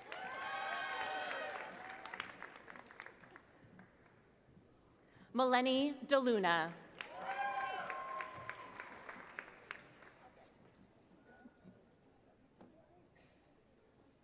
Ikea Ewing.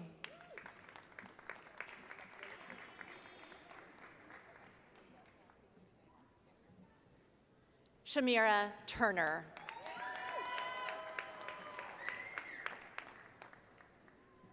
Esteban Toyos. Kathy Byfield.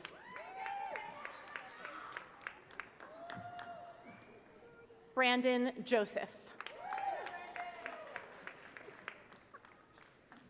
Jean Ocean.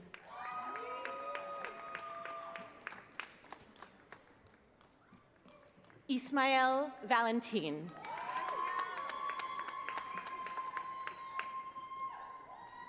Melissa Paltrowitz.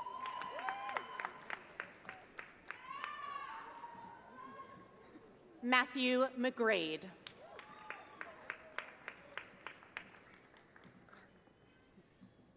Carlene Nelson.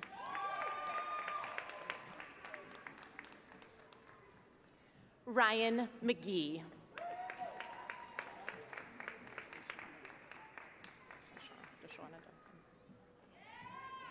Deshauna Dawson.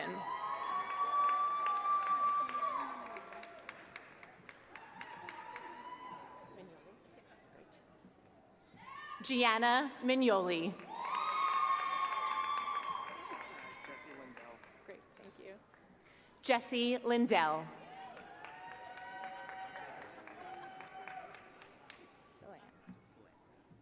Rory Spillan.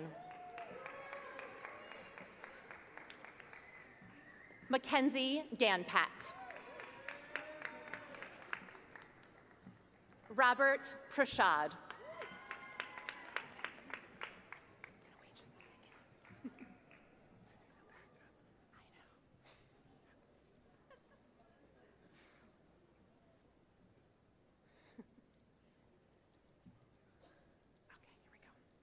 Carter Benez.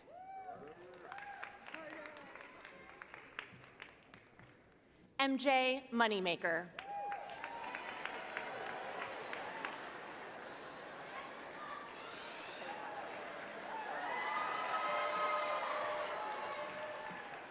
Thomas Crowley.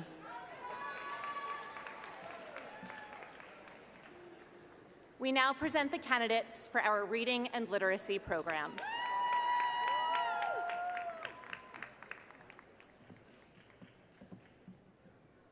Katie Mountner. Danielle Rothstein. Danielle Bussolini.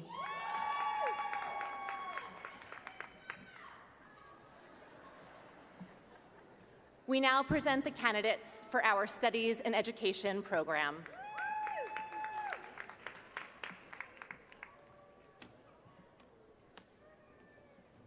Laura White.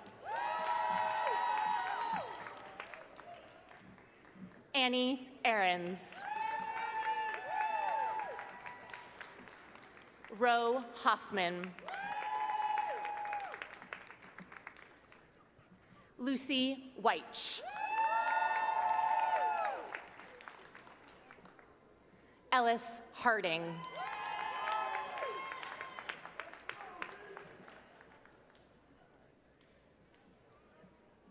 We would like to acknowledge the teaching and learning candidates who were unable to be with us in person today. Iris Garcia, Michael Kroll, Leah Perlstein, Philip Perez, Matthew Smerling, Alandra Janjete, Heather Stapira.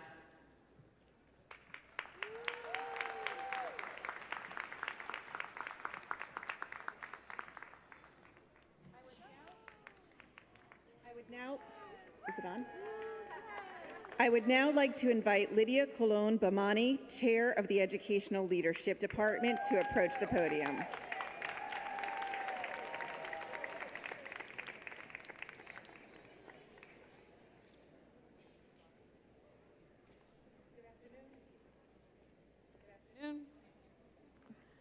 We now present the candidates for graduation from the Leadership Department, commencing with our Early Childhood Leadership Program.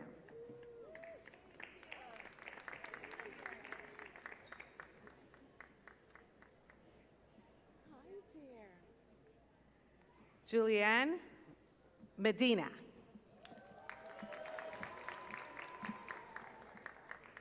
Alana Banfield.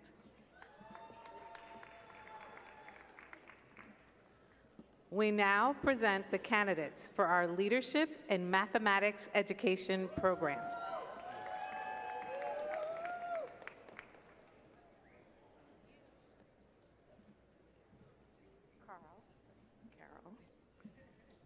Carol Reid.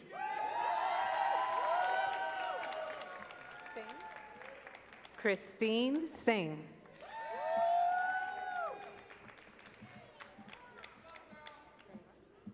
Sarah Kramer.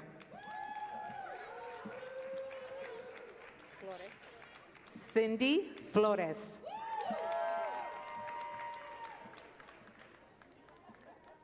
Amber Fletcher.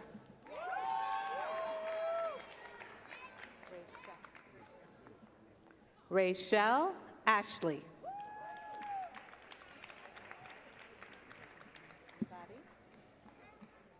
Veronica Vadi.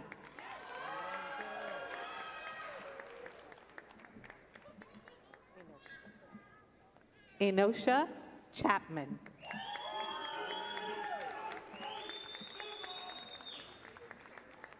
Brooke Williams.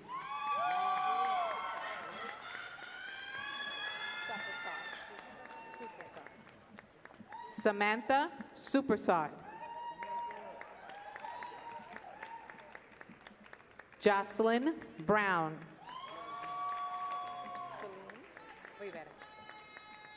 Celine Rivera.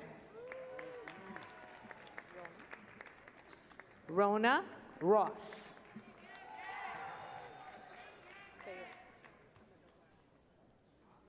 Cynthia Chao Almodovar.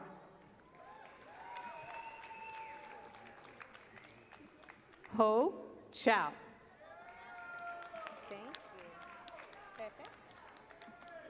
Bria Pepe.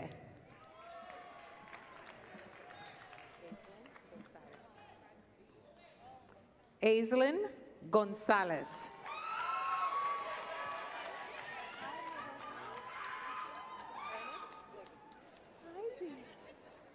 Ernest Wiggins.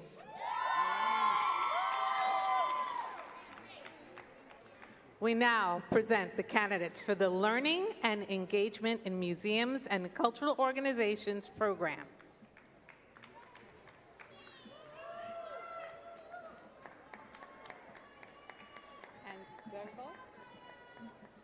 Angelina Zervos.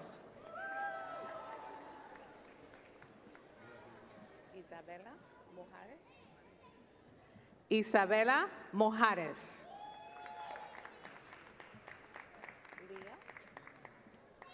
Leah Townsley.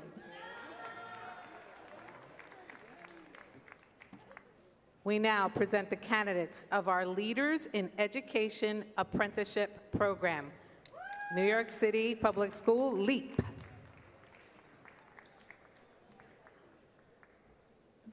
Francine Rowe.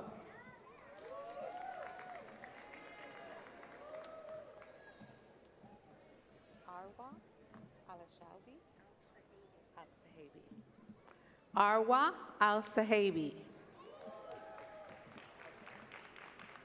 Say it for me. Kaisha Hines.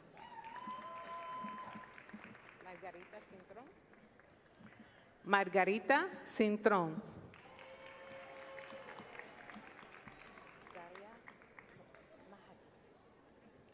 Dalia Mahadi.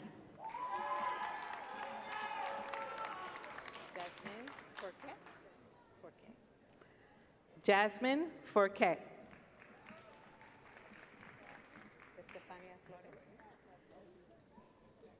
Estefania Flores.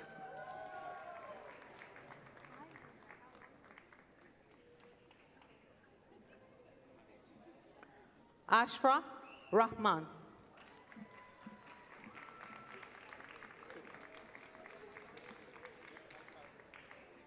Dukinson Bernard. We now present the candidates for our Progressive Leadership Program.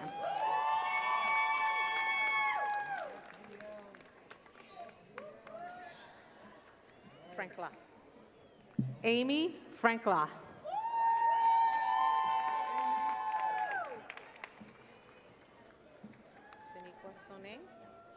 Shaniqua Soné.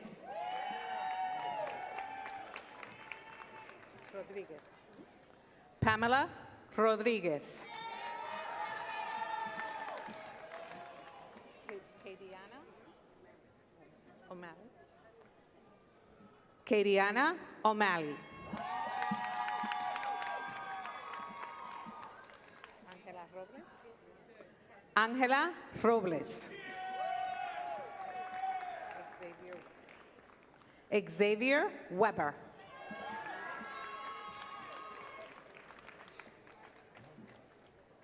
Ashley Stallings Small.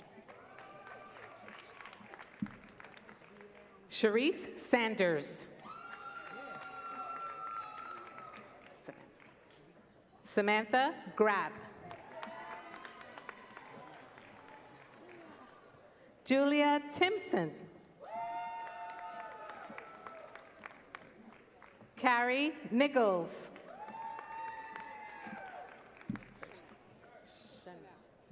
Chanel Frazier.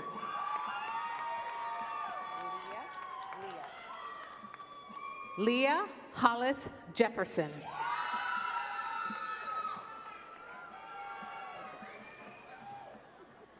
Rachel Kurtz.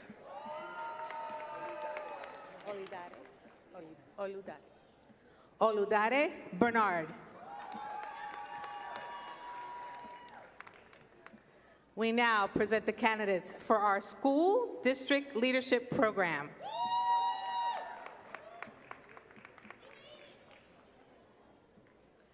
Stephen Rice.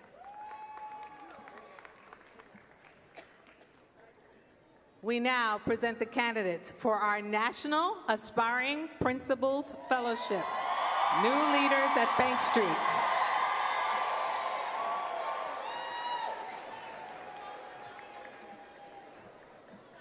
Okay. Lombard. Jasmine Lombard. Hanifa Miles. Portia Allen.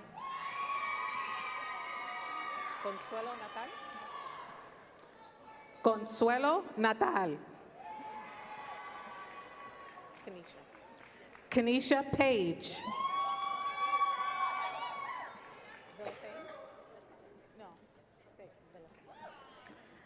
Kimberly Billafane.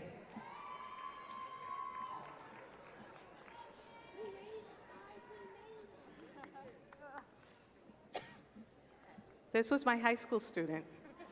Judy Flores King.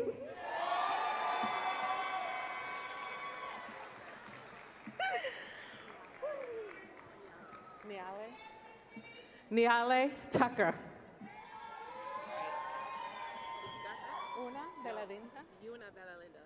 Yuna Bellalinda Titus. Stephanie Denise Paez.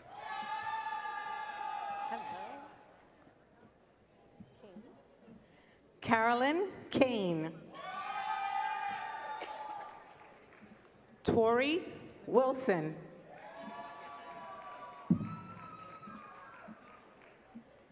Imani Hall.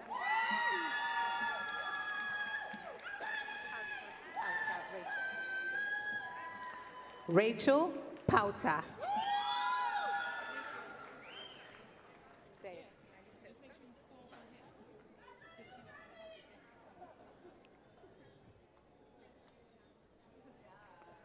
Aliceska Paula.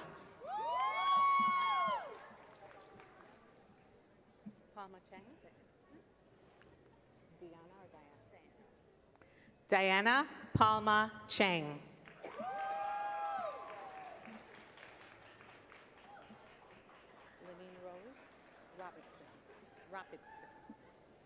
Lenine Rose Robertson.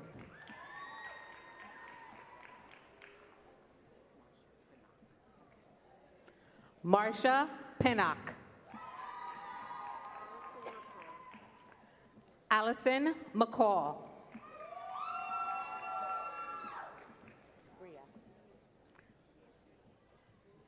Bria Carter.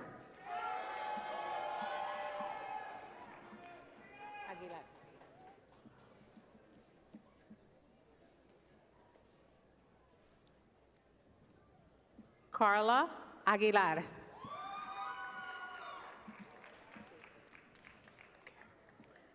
Daytona Bradley.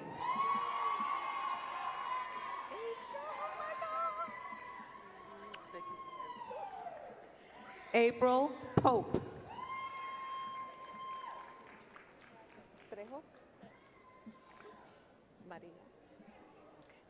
Ana Maria Trejos.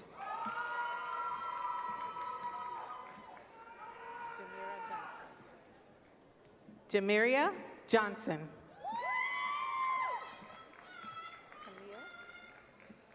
Camille Jones Barrett.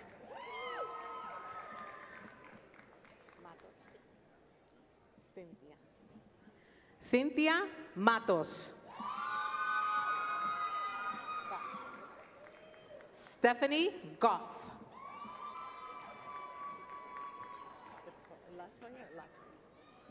Latoya Johnson.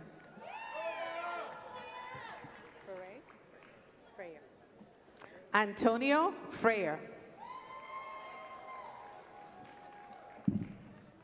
Chanel Simpkins.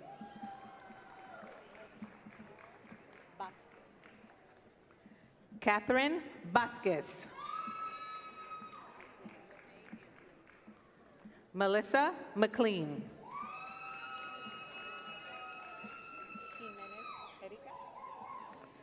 Erika Jimenez.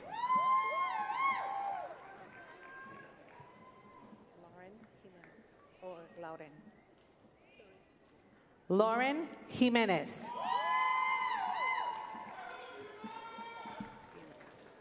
Bianca Johnson. Savara Johnson. Carl Telemack.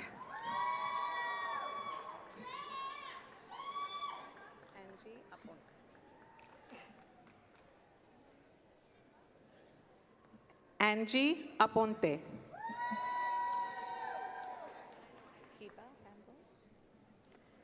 Kiba Ambrose.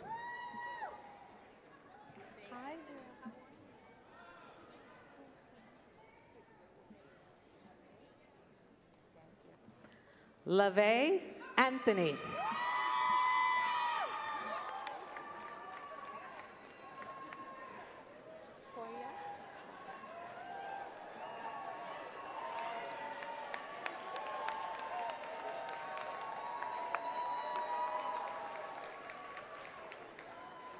Toya Carter.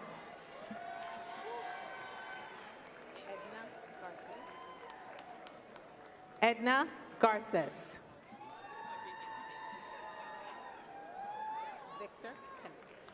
Victor Pinnock.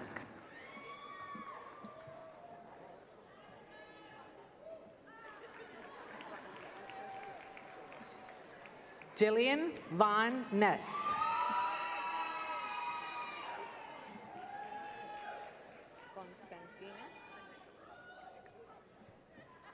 Constantina Canicolas.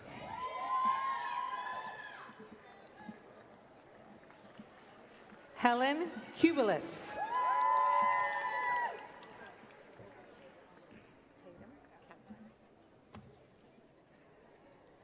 Tatum Kelly.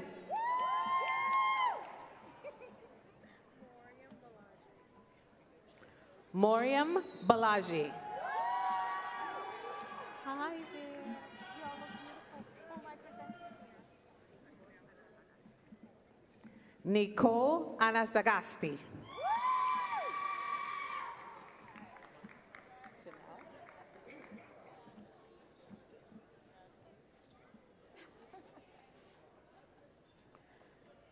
Janelle Adams.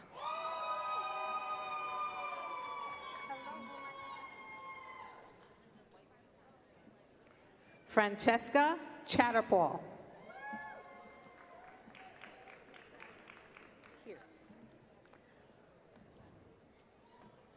Madrice Kears.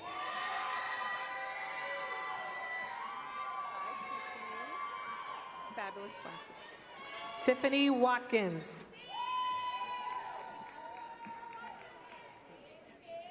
Simone Williams.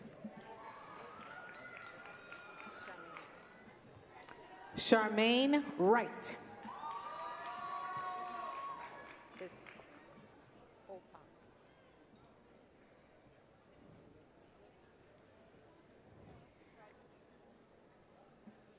Bismarck Opang.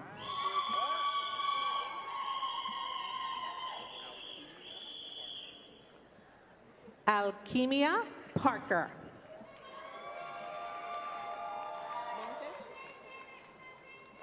Corey Paul Montes.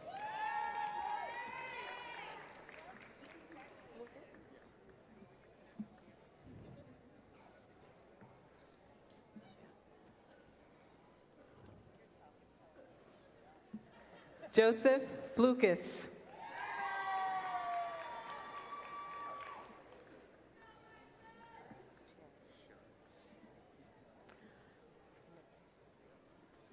McAnthony Sherry.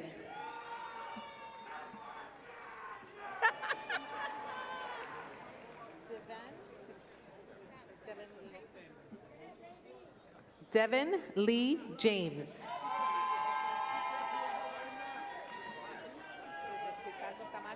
Vamos. Ricardo Camacho.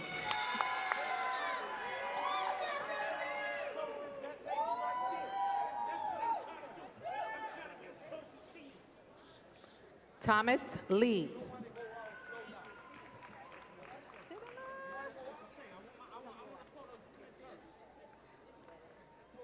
Chidima Emelue.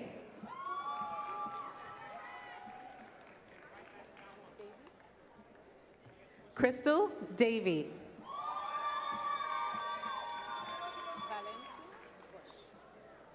Valencia Bush.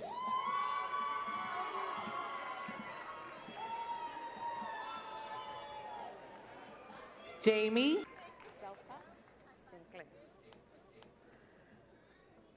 Zelfa Sinclair.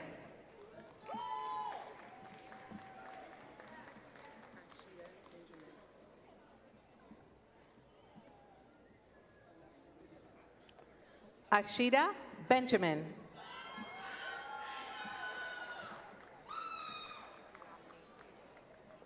Diamni Davis.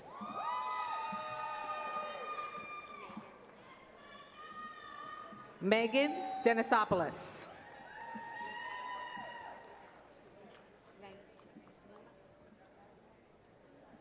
Naima Dorfil.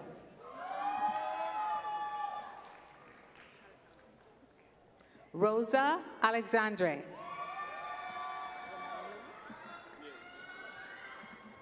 Ramel Neely.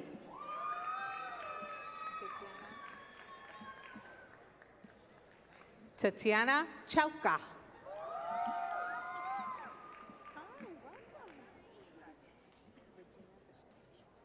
Regina Bechet.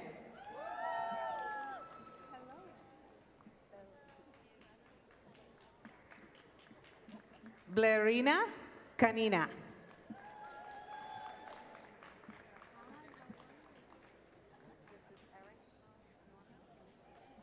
Eric Normil Mendez.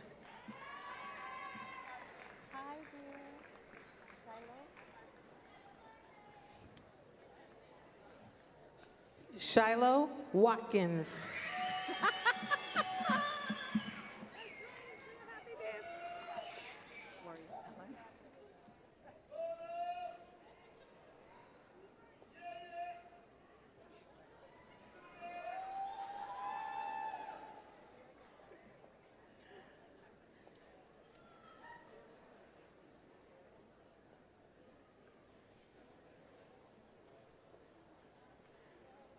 Maurice Allen.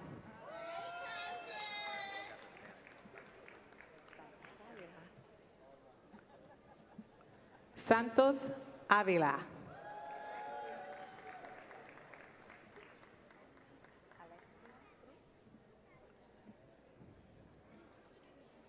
Alexia Cruz.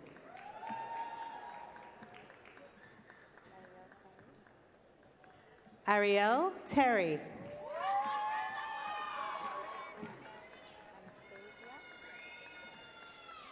Anastasia Brown.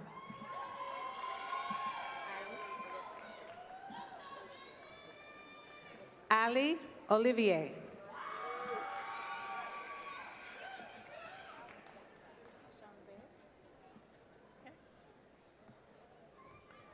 Shanbe Latifi.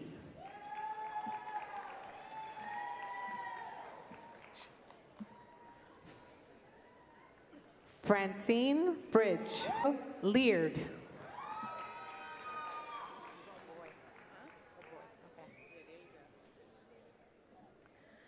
We would like to acknowledge the leadership candidates for graduation who were unable to be with us in person today.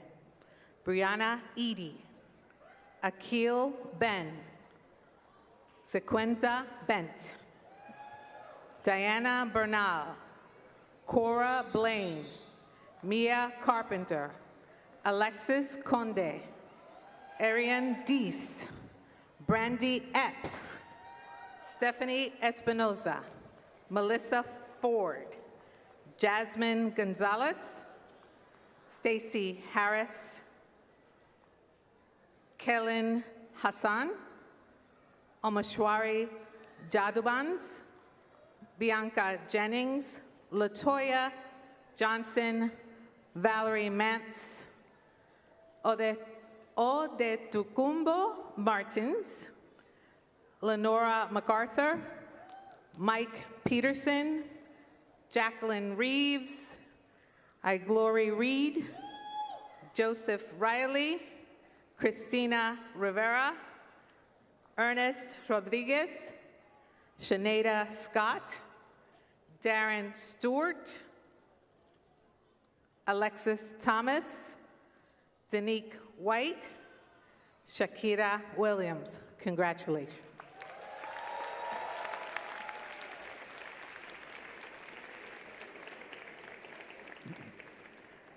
Graduates, please stand if able for the conferral statement.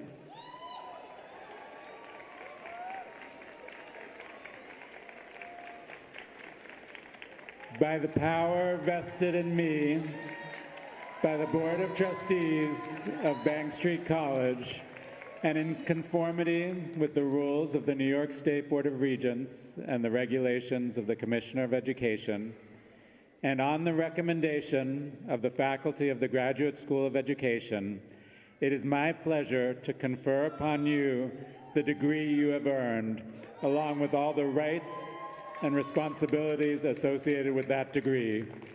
Congratulations to you all, and please remain standing.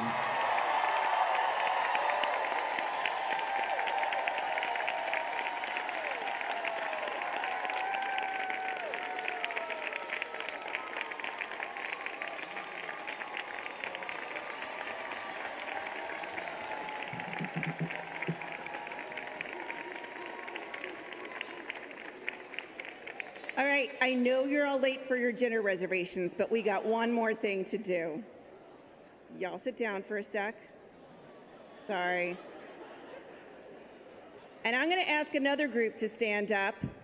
Will the graduate faculty please stand if able? That's right.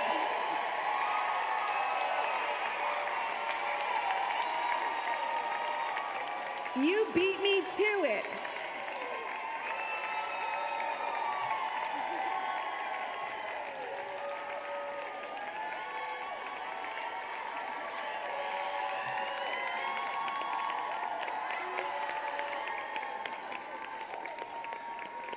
All right, sit down again. I was just going to ask you to clap for them. You did it. You know they're great. I know they're great. They're really wonderful and passionate and caring.